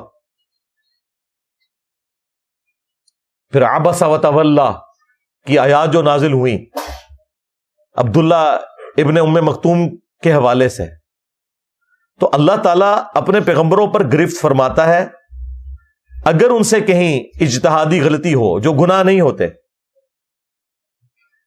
اس کی اصلاح فرما دیتا ہے. چونکہ اصلاح ہو جاتی ہے اس لیے ہم کہتے ہیں کہ پیغمبر معصوم ہے, کہ اگر کہیں مس ہینڈلنگ ہوئی تھی, گناہ کے زمرے میں نہیں, غلطی کے زمرے میں, لغزش کے زمرے میں, تو اللہ تعالیٰ اس کی ریمیڈی فرما دیتا ہے. At the end of the day جب پیغمبر دنیا سے جاتے ہیں تو ہر چیز بالکل صاف ستھری دے کے امت کو جاتے ہیں. لیکن نبی کے بعد کوئی شخص یہ دعویٰ نہیں کر سکتا کہ اس کے پاس کوئی وحی آئی ہوئی ہے اور وہ غلطی کرے گا تو اس کی غلطی کی نشاندہی جو ہے وہ اللہ تعالیٰ کرے گا. نہیں, وہ ہم قرآن و سنت کی روشنی میں ہی کریں گے. یہ فرق ہے. اب یہ عصمت انبیاء کا ٹاپک ایسا ہے کہ یہ صرف اس آیت پہ میں 2-3 گھنٹے بھی بولوں نا تو کم ہے, لیکن چونکہ میں نے ٹاپک کور کرنا ہے اس لیے میں اسے یہیں پہ چھوڑتا ہوں. آپ میری وہ ویڈیوز دیکھ لیجئے گا. 9th ریفرنس سورۃ القصص کی آیت نمبر 56, انک لا تہدی من احببت ولکن اللہ یہدی من یشاء. اے نبی, بے شک جس سے تم محبت کرتے ہو تم اسے ہدایت نہیں دے سکتے, اللہ جسے چاہتا ہے ہدایت دیتا ہے. وَهُوَ أَعْلَمُ بِالْمُهْتَدِينَ, اور وہ بہتر جانتا ہے کہ کسے ہدایت دینی ہے. نبی علیہ السلام کی تو یہی خواہش تھی کہ سارے لوگ ہی کلمہ پڑھ لیں. آپ کی خواہش اگر پوری ہوتی تو ابو لہب بغیر کلمے کے دنیا سے نہ جاتا, آپ کا چچا تھا, لیکن اس کے خلاف پوری سورت نازل ہو گئی ہے. تو اللہ تعالیٰ فرما رہا ہے کہ جس سے تم محبت کرتے ہو تم اسے ہدایت نہیں دے سکتے, اللہ جسے چاہتا ہے ہدایت دیتا ہے. اور یہ کوئی ظلم والا معاملہ بھی نہیں کہ اللہ تعالیٰ جان بوجھ کے گمراہ رکھتا ہے, نہیں. والذین جاہدوا فینا لنہدینہم سبلنا, جو لوگ ہماری راہ میں کوشش کریں گے ان کے لیے ہدایت ہوگی. جو آنکھیں بند کر کے لیٹا ہوا ہے, مکار اٹھنا ہی نہیں چاہتا, اس کو نبی بھی نہیں اٹھائے گا, نہ اللہ تعالیٰ اسے زبردستی اٹھا کے ہدایت دے گا. ہاں, جو سویا ہوا تھا اسے نبی جھنجھوڑے گا, اگر نہ اٹھا نبی کی دعا کی برکت سے اللہ تعالیٰ اسے اٹھا دے گا. لیکن جو آنکھیں بند کر کے لیٹا ہوا ہے وہ تو پہلے ہی جاگ رہا ہے, وہ مکاری کر رہا ہے علماء یہود کی طرح, اسے کبھی بھی ہدایت نہیں ملے گی. 10th نمبر ریفرنس, یہ وہ آیت ہے جس کے بارے میں نے کہا تھا کہ آپ کسی بھی پاکستان کے چوک میں یہ آیت اگر تلاوت کر دیں ترجمے کے ساتھ, بھلے آپ اعلیٰ حضرت کا ہی ترجمہ پڑھ دیں, تو آپ کا غائبانہ نماز جنازہ ہمیں پڑھنا پڑ جائے گا. اتنا حوصلہ ہی نہیں کہ یہ آیت کوئی سن سکے. سورۃ الاعراف آیت نمبر 188, اگر نبی علیہ السلام کا یہ سٹیٹس ہے تو بابت شاہ ہی کوئی نہیں. قُلْ لَا أَمْلِكُ لِنَفْسِي نَفْعًا وَلَا ضَرًّا, اے نبی تم فرماؤ میں تو اپنی جان کے لیے بھی کسی بھی نفع اور نقصان کا مالک نہیں ہوں, اِلَّا مَا شَاءَ اللَّهُ, مگر جو اللہ چاہے. اب اس کو اسی آیت میں پھر کھولا گیا کہ اس سے مراد کیا ہے نفع نقصان کا مالک نہیں ہو. وَلَوْ كُنْتُ أَعْلَمُ الْغَيْبَ, اگر میں خود سے غائب جان لیتا, مجھے پتا چل جاتا کہ مستقبل میں کیا ہونے والا ہے, لَسْتَكْثَرْتُ مِنَ الْخَيْرِ, تو میں خیر کثیر جمع کر لیتا. وَمَا مَسَّنِيَ السُّوءُ, اور مجھے کبھی کوئی برائی نہ پہنچتی, کوئی تکلیف نہ پہنچتی. میں پہلے ہی اس کے لیے کوئی معاملات کو سیٹل کر لیتا ہے. نبی علیہ السلام کو اگر پہلے یہ پتا چل جاتا کہ ایگزیکٹلی کیا ہونا ہے, ویسے تو بخاری میں آتا ہے نبی علیہ السلام کو احد کے موقع پر ایک خواب دکھایا گیا تھا کہ آپ کے سامنے ایک گائے ذبح ہو رہی ہے, تو آپ کو یہ کلک کر گئی کہ کل یہ دن مشکل ہونے والا ہے مسلمانوں پر. لیکن ایگزیکٹلی کیا ہوگا کہ وہ 50 تیر انداز میں سے 35 جو ہے وہ درہ چھوڑ دیں گے. حالانکہ بخاری میں الفاظ سے نبی علیہ السلام نے کہا کہ تم دیکھو کہ ہماری لاشوں کو چیل کوے بھی اٹھا رہے ہیں نا, تب بھی تم نے یہ درہ نہیں چھوڑنا. اس سے زیادہ اور کیسے سمجھایا جاتا, لیکن ہو گیا وہ. اس کی وجہ سے نبی علیہ السلام کے بھی دانت شہید ہوئے, 70 کے قریب صحابہ شہید ہوئے, صرف ان 35 بندوں کی نافرمانی کرنے کی وجہ سے. اس پہ میں جملہ بولتا ہوں کہ اگر نبی دنیا میں موجود ہوں اور نبی کے ماننے والے نبی کی نافرمانی کریں تو اس کا رزلٹ یہ نکلتا ہے کہ باقی مسلمان بھی تکلیف کاٹتے ہیں, خود نبی بھی تکلیف کاٹتے ہیں. آج تو نبی دنیا میں موجود نہیں ہے. آج اگر ہم اللہ اور اس کے رسول کی نافرمانیاں کریں گے تو ہمیں یہ کون سا تکبر ہے کہ نبی علیہ السلام کی دعاؤں کا حصہ ہمیں مل جائے گا.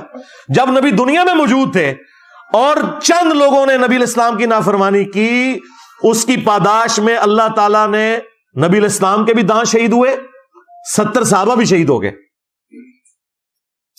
اگر لحاظ ہونا چاہیے تھا وہاں ہوتا نا.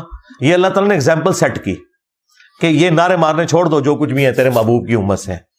نہ، محبوب کی اتباع کرو گے پھر یہ نسبت بھی کام آئے گی. تمہیں تو یہی بتایا گیا نا کہ نبی نے شفاعت کرنی ہے، یقیناً کرنی ہے، یہ تو سب کو پتا ہے. لیکن جو شکایت لگانی ہے، وقال الرسول یا رب ان قوم اتخذوا هذا القرآن مہجورا، نبی شکایت کریں گے کہ میری امت نے قرآن کو پیٹ کے پیچھے ڈال دیا تھا. سورۃ الفرقان سورت نمبر 25 آیت نمبر 30. یہ نہیں آپ کو بتایا گیا. ان انا الا نذیر وبشیر لقوم یؤمنون، میں تو نہیں ہوں مگر ڈر سنانے والا اور خوشخبری دینے والا ان لوگوں کے لیے جو بات ماننا چاہیں، جو ایمان لانا چاہیں.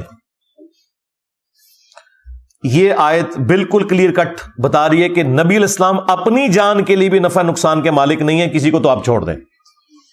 نمبر 2، غائب خود سے نہیں جانتے. ہاں اللہ تعالیٰ بتائے تو وہ تو نبی ہوتا ہی وہ ہے جسے غیبی خبریں ملے. نبی کے لیے جو علم غیب نہیں مانتا وہ گمراہ نہیں، کافر ہے. یہ بنیادی عقیدہ ہے. وما كان اللہ لیطلعکم علی الغیب، اللہ کی یہ شان نہیں کہ ہر ایک شخص کے اوپر غیب کی خبر جو ہے وہ دے اسے. ولکن اللہ یجتبی من رسلہ من یشاء، بلکہ اللہ تعالیٰ اپنے رسولوں میں سے چن لیتا ہے جسے چاہتا ہے. تو رسول ہوتا ہی وہ ہے جس کے پاس غیبی خبریں آتی ہیں. وہ جتنا اللہ تعالیٰ بتاتا ہے وہ امت تک پہنچا دیتے ہیں. خود سے نہیں جانتے بلکہ اللہ تعالیٰ کے بتانے پر، اور جتنا اللہ تعالیٰ بتاتا ہے. اسی آیت کا ایک ورژن جو ہے وہ سورۃ الانعام میں سورت نمبر 6 میں آیت نمبر 50 ہے، لیکن اس میں کچھ اور الفاظ ہیں. ورنہ یہ آیت بھی کافی تھی، لیکن میں نے وہ اسی لیے ڈالی کہ کچھ الفاظ اس میں مزید ایڈ ہیں. اسی مفہوم کی آیت ہے. قُلْ لَا أَقُولُ لَكُمْ عِنْدِي خَزَائِنُ اللَّهِ، اے نبی تم فرماؤ میں تو یہ نہیں کہتا کہ میرے پاس اللہ کے خزانے ہیں. یہ کہتے ہیں یہ بخاری مسلم میں ہے کہ نبی علیہ السلام کو اللہ تعالیٰ نے کہا کہ خواب دکھائی گئی کہ زمین کے خزانوں کی چابیاں دے دی گئی ہیں. اور بھائی اس سے مراد رومنز اور پرشینز کے جو خزانے تھے مسلمانوں کے پاس آنے تھے. نبی صلی اللہ علیہ وآلہ وسلم کو خوشخبری دی گئی کہ آپ کی امت وہاں تک پہنچ جائے گی. انہوں نے کہا نہیں، جو کچھ زمین میں ہے وہ نبی علیہ السلام تقسیم کر رہے ہیں، خزانے دے دیے گئے ہیں.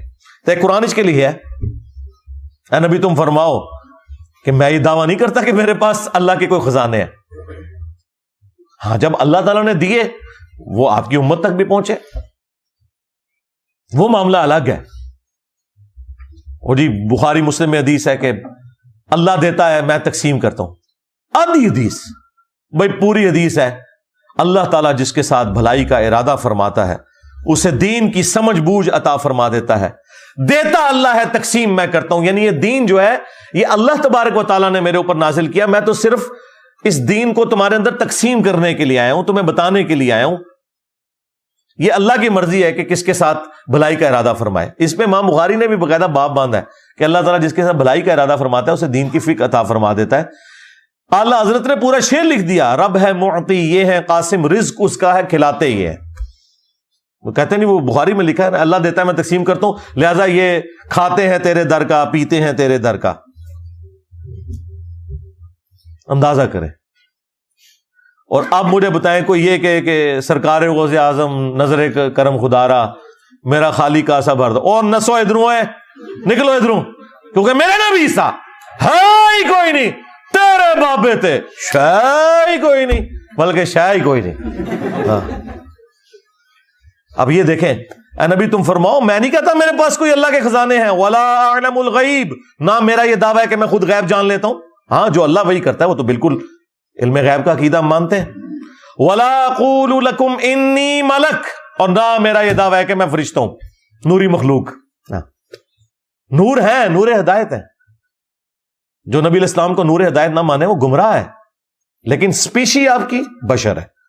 وہ سورہ بنی اسرائیل میں ہے کہ اگر زمین پر فرشتے آباد ہوتے تو فرشتوں میں پیغمبر آتا، چونکہ انسان آباد ہے تو انسانوں میں پیغمبر آئے گا. یہاں پہ بھی آ گیا، میں یہ نہیں کہتا میں فرشتہ ہوں، کوئی میں نوری مخلوق ہوں، میں انسان ہوں. ان اتبع الا ما یوحى الی، میں تو خود اسی کی پیروی کرنے والا ہوں جو میری طرف وحی کی جاتی ہے. قل هل يستوي الاعمى والبصير، اے نبی ان سے فرماؤ بھلا بتاؤ کہ اندھا اور آنکھ والا برابر ہو سکتے؟ افلا تتفکرون، تو کیا تم غور نہیں کرتے؟ ہم بھی نہیں یہ کہیں گے کہ اندھو، عقل کے اندھو، قرآن و سنت سے دور بھاگنے والوں، تم اور قرآن و سنت والے کبھی بھی برابر نہیں ہو سکتے۔ تم اپنے بابوں کے دین کے اوپر ہو، صرف ان بابوں کو مانو جو کتابوں کو مانتے ہیں، کیونکہ عزتیں ان بابوں نے اویل کی تھیں کتابوں کی وجہ سے، چندے بٹورے تھے انہوں نے اللہ اور اس کے رسول کے نام کے اوپر عز وجل و صلی اللہ علیہ وآلہ وسلم، سواریاں انہوں نے سوار کی تھی مکے اور مدینے کے نام کے اوپر، لیکن افسوس پھینکی جا کے بغداد شریف، دیوبند شریف، اجمیر شریف، بریلی شریف کے اندر غداری کی ہے تم لوگوں نے اپنے نبی کے ساتھ۔ دیکھ لو پھر اللہ تعالیٰ نے کیسا انتقام لیا ہے تم سے، کتنی بڑی بلا تمہارے اوپر چھوڑ دی ہے۔ میں نبی سا ہے ہی کوئی نہیں، تیرے بابے تھے شاہ ہی کوئی نہیں۔ تو جی یہ 11 ریفرنس ہو گئے، آخری ریفرنس نمبر 12 سورہ آل عمران سورت نمبر 3 کی آیت نمبر 144۔ غزوہ احد کے موقع پر جب نبی علیہ السلام کی شہادت کی افواہ پھیل گئی، چونکہ آپ کو زخم ہی اتنا آیا تھا، 4 دانت شہید ہو گئے، آپ کا بلڈ پریشر اتنا لاس ہوا کہ آپ بے ہوش ہو گئے۔ بخاری مسلم میں آتا ہے کہ مولا علی علیہ السلام ایک ڈھال کو الٹا کر کے اس کو برتن بنا کے اس میں پانی لے کے آئے، اور اس پانی سے سیدہ فاطمہ سلام اللہ علیہا نے نبی علیہ السلام کا زخم دھویا، یہ نیچے کے جو 4 دانت تھے، اس کے باوجود خون نہیں رک رہا تھا۔ پھر انہوں نے ایک کاٹن کا کپڑا جلا کے اس کی راکھ وہاں پہ رکھی، پھر خون رکا۔ اب اس موقع کے اوپر آپ کو پتا ہے صحابہ کرام میں ایک مورائل تو ڈاؤن ہو گیا، افواہ پھیل گئی کہ نبی علیہ السلام شہید ہو گئے۔ اس موقع پہ یہ آیات نازل ہوئی، وَمَا مُحَمَّدٌ إِلَّا رَسُولٌ، محمد تو نہیں ہے مگر ایک رسول، وہ خدا نہیں ہے، اللہ کے پیغمبر ہے۔ قد خلت من قبلہ الرسل، اور ان سے پہلے بھی کئی رسول گزر چکے ہیں، یعنی رسول دنیا میں آتے ہیں پھر چلے جاتے ہیں اپنا کام کر کے۔ افئن مات، اگر یہ مر جائیں، اور پاکستان میں ترجمہ اگر یہ وصال شریف فرما جائیں، لیکن وصال بھی عربی کا لفظ تھا، وفات بھی عربی کا لفظ تھا، اللہ نے لفظ استعمال کیا افئن مات، تاکہ تمہارا عقیدہ درست کرے کہ جسے موت آتی ہے نا وہ انسان ہوتا ہے، جسے موت نہیں آتی وہ خالق ہوتا ہے، وہ معبود ہوتا ہے۔ او قتلا انقلبتم علی اعقابکم، یا یہ قتل ہو جائیں، اور پاکستان میں ترجمہ شہید ہو جائیں، حالانکہ شہید بھی عربی کا لفظ تھا، تو تم اپنے دین سے الٹے قدم پھر جاؤ گے۔ یعنی یہ تم نے نبی کے اوپر کوئی احسان کیا تھا کلمہ پڑھ کے، یا اس نبی کے دنیا سے جانے کے بعد دین اسلام ختم ہو جائے گا؟ بھائی اتنے پیغمبر آئے چلے گئے، اسلام تو ختم نہیں ہوا، اللہ کا تعارف تو ختم نہیں ہوا۔ اللہ کے ماننے والے اور اللہ کے دشمن، یہ 2 پارٹیاں، رحمانی پارٹی اور شیطانی پارٹی، یہ تو قیامت تک رہیں گے۔ نبی آتے ہیں اپنا پیغام دے کر دنیا سے چلے جاتے ہیں، نبیوں کے جانے کے بعد کوئی اللہ کا پیغام ختم تو نہیں ہو جاتا۔ اگر یہ مر جائیں یا قتل کر دیے جائیں تو کیا تم اپنے دین سے الٹے قدم پھر جاؤ گے؟ یہ کوئی ہمارے نبی پہ تم نے احسان کیا تھا؟ تم نے اگر ہدایت قبول کی تو اپنے اوپر احسان کیا تھا، نبی کے اوپر کوئی احسان نہیں کیا تم نے۔ وَمَن يَنقَلِبْ عَلَىٰ عَقِبَيْهِ، تو جو کوئی تم میں سے اپنے دین سے الٹے قدم پھرا، فَلَن يَضُرَّ اللَّهَ شَيْئًا، تو وہ اللہ کی کوئی چیز بگاڑ نہیں سکے گا، اللہ کا کوئی نقصان نہیں کر سکے گا۔ وَسَيَجْزِي اللَّهُ الشَّاكِرِينَ، اور ان قریب اللہ تعالی شکر گزاری کی روش اختیار کرنے والوں کو جزا دے گا۔ اور شکر گزاری کی روش کون اختیار کریں گے؟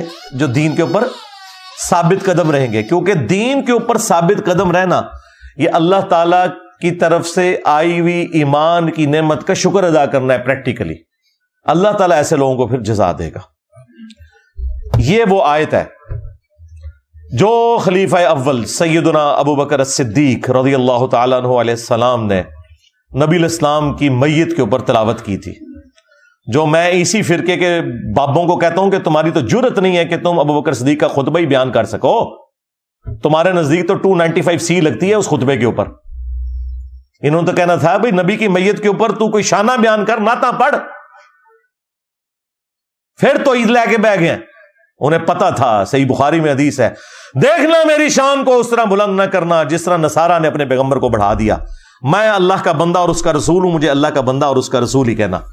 ہاں تو سیدنا ابو بکر صدیق رضی اللہ تعالیٰ عنہ نے نبی علیہ السلام کے سچے مجاہد ہونے کا ثبوت دیا.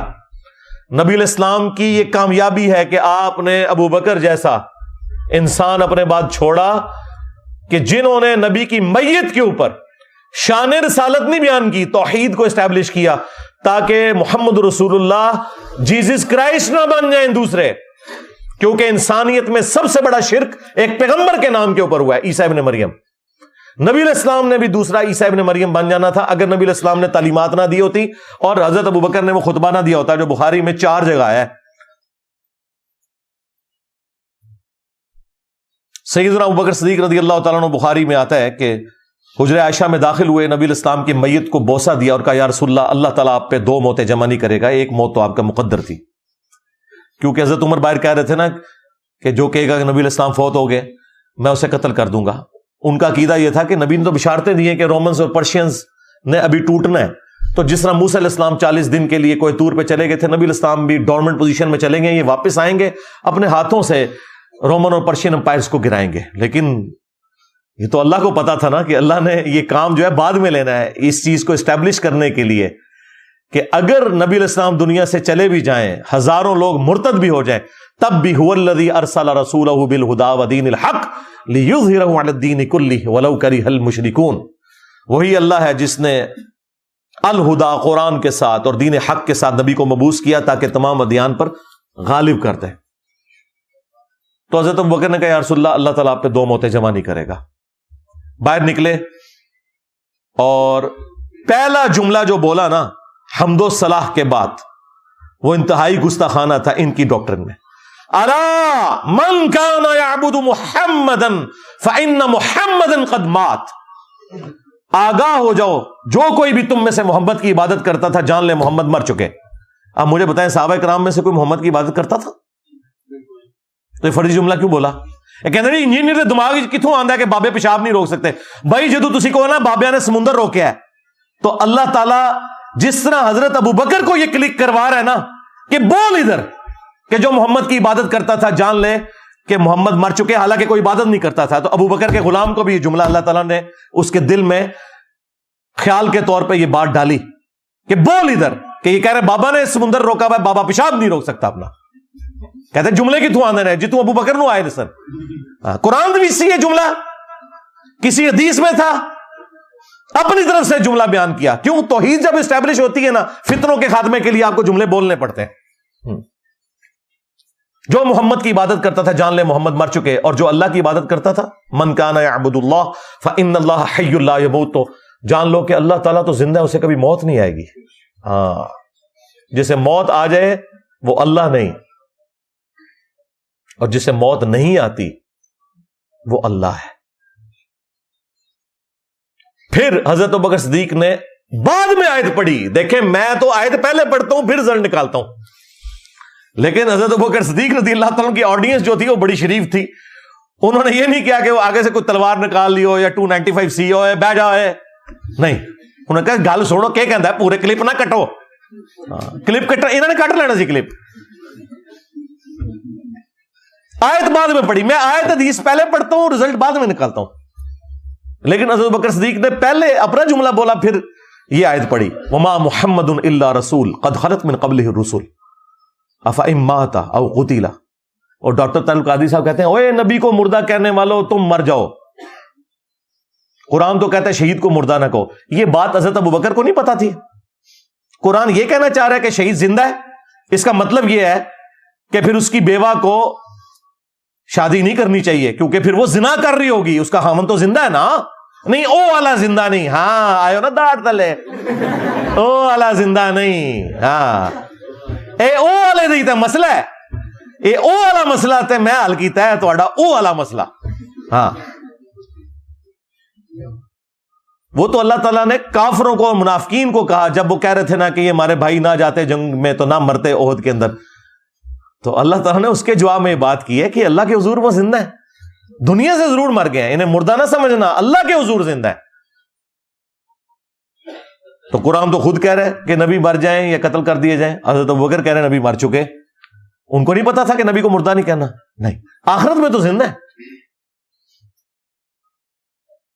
پھر دوسری آیت پڑھی سورہ زمر کی آیت نمبر 30، انک میت وانہم میتون، اے نبی تمہیں بھی مرنا ہے، ان کو بھی مرنا ہے۔ تو سیدنا ابوبکر صدیق رضی اللہ تعالیٰ عنہ نے توحید کو اسٹیبلش کیا نبی علیہ السلام کی میت کے اوپر، یہ بتانے کے لیے کہ نبیوں کے دنیا میں آنے کا مقصد اللہ تعالیٰ کی شناخت کروانا ہوتا ہے، اور نبیوں کے سچے ماننے والے وہ ہیں جو نبیوں کی تعلیمات کی پیروی کرتے ہیں، نہ کہ یہ کہ اپنے خیالات کو انہوں نے دین کا نام دے دیا ہے، کہ پیغمبروں کو منی گاڈ بنا لیا ہوا ہے، بابوں کو منی رسول بنا لیا ہوا ہے۔ یہ کام نہ کریں بھائی، جس کا جو مرتبہ ہے اس کو وہیں رہنے دیں۔ باقی مجھے بہت کچھ کہنا تھا لیکن گھنٹوں لگ جائیں گے اس کے اوپر، میری ایک اور ویڈیو آپ ضرور دیکھیں، شیطانی توحید، شیطانی بابوں کا فتنہ۔ یہ جو آپ کو توحید بتا رہے ہیں نا، یہ شیطانی توحید ہے جس میں بابوں کو اور پیغمبروں کو اللہ کے مقابلے پہ کھڑا کرتے ہیں، اور ایک رحمانی توحید ہے جو قرآن و سنت میں آئی ہے، جس کو یہ گستاخی اور توہین کا نام دیتے ہیں، حالانکہ وہ گستاخی اور توہین نہیں ہے۔ میں آپ کو اللہ کی قسم اٹھا کے کہتا ہوں کہ بریلویت میں مجھے نبی علیہ السلام کے ساتھ وہ عشق اور محبت نہیں تھا جو کتاب و سنت پڑھنے کے بعد ہوا ہے۔ تم لوگوں نے تو صرف نعتوں میں غلوف کر کے عشق و محبت کو تلاش کیا ہے نا۔ نبی علیہ السلام کی تعلیمات بالکل اس کے اپوزٹ ہے۔ کرسچنز بھی قیامت والے دن عشق و محبت سے پیش ہو رہے ہوں گے۔ اٹھا کے پڑھو سورۃ المائدہ کا آخری رکوع، اے عیسیٰ کیا تو نے کہا تھا ان سے کہ تجھے اور تیری ماں کو معبود مان لے اللہ کے مقابلے پر؟ من دون اللہ، یہ کہتے ہیں من دون اللہ بتوں کے بارے میں، اور عیسیٰ ان کی ماں کے بارے میں من دون اللہ آیا سورۃ المائدہ میں۔ تو عیسیٰ ابن مریم کیا کہیں گے؟ یا اللہ مجھے کب شایا تھا میں کوئی ایسی بات کرتا جس کا میں اہل ہی نہیں، میں نے تو ان سے وہی کہا تھا جو تو نے میری طرف وہی کیا تھا کہ عبادت کرو اس اللہ کی جو میرا بھی رب ہے تمہارا بھی رب ہے۔ اگر میں نے ان سے کوئی ایسی بات کی ہے اللہ تو تیرے علم میں ہوگی، کیونکہ جو تیرے جی میں ہے وہ میں نہیں جانتا، اور جو میرے جی میں وہ تو جانتا ہے، اور تو سارے غیبوں کا جاننے والا ہے۔ دیکھیں کانفیڈنس کس طرح عیسیٰ ابن مریم کا لوز ہو جائے گا، حالانکہ کہا نہیں ہوا، پھر بھی کہا یا اللہ اگر میں نے کوئی بات کی ہے تیرے علم میں تو ہوگی، مجھے نہیں پتا تیرے جی میں اس وقت کیا ہے، میرا سب کچھ تیرے سامنے ہے۔ اب یہ تیرے بندے ہیں، چاہے انہیں عذاب دے چاہے چھوڑ دے، اللہ تعالیٰ فرمائے گا آج وہ دن ہے سچوں کو صرف سچا عقیدہ ہی فائدہ دے گا۔ عیسیٰ کے جیسا ہے ہی کوئی نہیں، تیرے سارے بابے شاہی کوئی نہیں۔ اللہ تعالیٰ ہمارا عیسیٰ اور اس کی ماں کھانا کھانے کے محتاج تھے، دیکھو ہم اپنی آیات کس طرح کھول کھول کر بیان کر رہے ہیں۔ عیسیٰ ابن مریم کو پوچھ رہے ہو، ان کی ماں کو، وہ تمہارے نفع نقصان کے مالک نہیں ہیں۔ اللہ سب کچھ سننے والا ہے، جاننے والا ہے۔ یعنی عیسیٰ ابن مریم اگر کسی کے نفع نقصان کے مالک نہیں، بابت شاہی کوئی نہیں، کہتے نہیں جی وہ تو عیسائیوں کو کہا گیا ان کی عبادت نہ کرو، اگے پڑھ، اگے لکھے ہے کہ وہ تمہارے نفع نقصان کے مالک نہیں، عبادت کرو نہ کرو یہ دوسری چیز ہے، نفع نقصان کے مالک ہی نہیں۔ شرک کیا کرسچنز نے، اللہ تعالیٰ نے غصہ عیسیٰ ابن مریم کو سینٹرڈ کرتے ہوئے کرسچنز کے اوپر نکالا۔ لقد کفر الذین قالوا ان اللہ هو المسیح ابن مریم، بے شک وہ لوگ کھلا کفر کر رہے ہیں جو کہہ رہے ہیں کہ عیسیٰ ابن مریم ہی اللہ ہے۔ قل فمن یملک من اللہ شیئا، اے وہی لفظ دے شیئا، بابے دے شاہی کوئی نہیں۔ اے نبی تم فرماؤ بھلا اللہ کا کوئی کیا بگاڑ لے گا؟ ان اراد ان یہلک المسیح، کہ اگر اللہ ارادہ کر لے کہ وہ مسیح کو ہلاک کر دے، الفاظ دیکھیں، ہلاک کر دے اس کی ماں کو اور جتنے زمین میں سارے بابے، اگر اللہ تعالیٰ ان سب کو ہلاک کر دے، اللہ کا کوئی کیا بگاڑ لے گا؟ اب مجھے بتائیں، توحید اسٹیبلش کرنی تھی، غصہ کرسچنز کے اوپر تھا، سینٹرڈ کیا عیسیٰ ابن مریم کو، کیوں؟ تاکہ کل کوئی انجینئر صاحب یہ کہہ سکیں کہ عیسیٰ کے جیسا ہے ہی کوئی نہیں، تیرے بابے تھے شاید ہی کوئی نہیں، یہ کہہ سکیں اولو العزم پیغمبر کو سینٹرڈ کرتے ہوئے۔ تو باتیں بہت ساری کی جا سکتی تھی، میرا خیال ہے جن کی قسمت میں ہدایت ہے ان کے لیے یہ ساری گفتگو کافی ہوگی انشاءاللہ تعالی. صلو علی محمد وآل محمد. اللہم صلی علی محمد وعلی آل محمد واصحاب محمد وازواج محمد وامت محمد اجمعین الی یوم الدین. آمین. اللہم انی اسألک بانک انت اللہ لا الہ الا انت الاحد الصمد الذي لم يلد ولم يولد ولم يكن له كفوا احد وإلهكم إله واحد لا إله إلا هو الرحمن الرحيم. الف لام میم. الله لا إله إلا هو الحي القيوم. اللهم صل على محمد وعلى آل محمد. اللهم ربنا آتنا في الدنيا حسنة وفي الآخرة حسنة وقنا عذاب النار. اللهم احسن عاقبتنا في الامور كلها واجرنا من خزي الدنيا وعذاب الاخره. ربنا آتنا من لدنك رحمة وهيئ لنا من امرنا رشدا.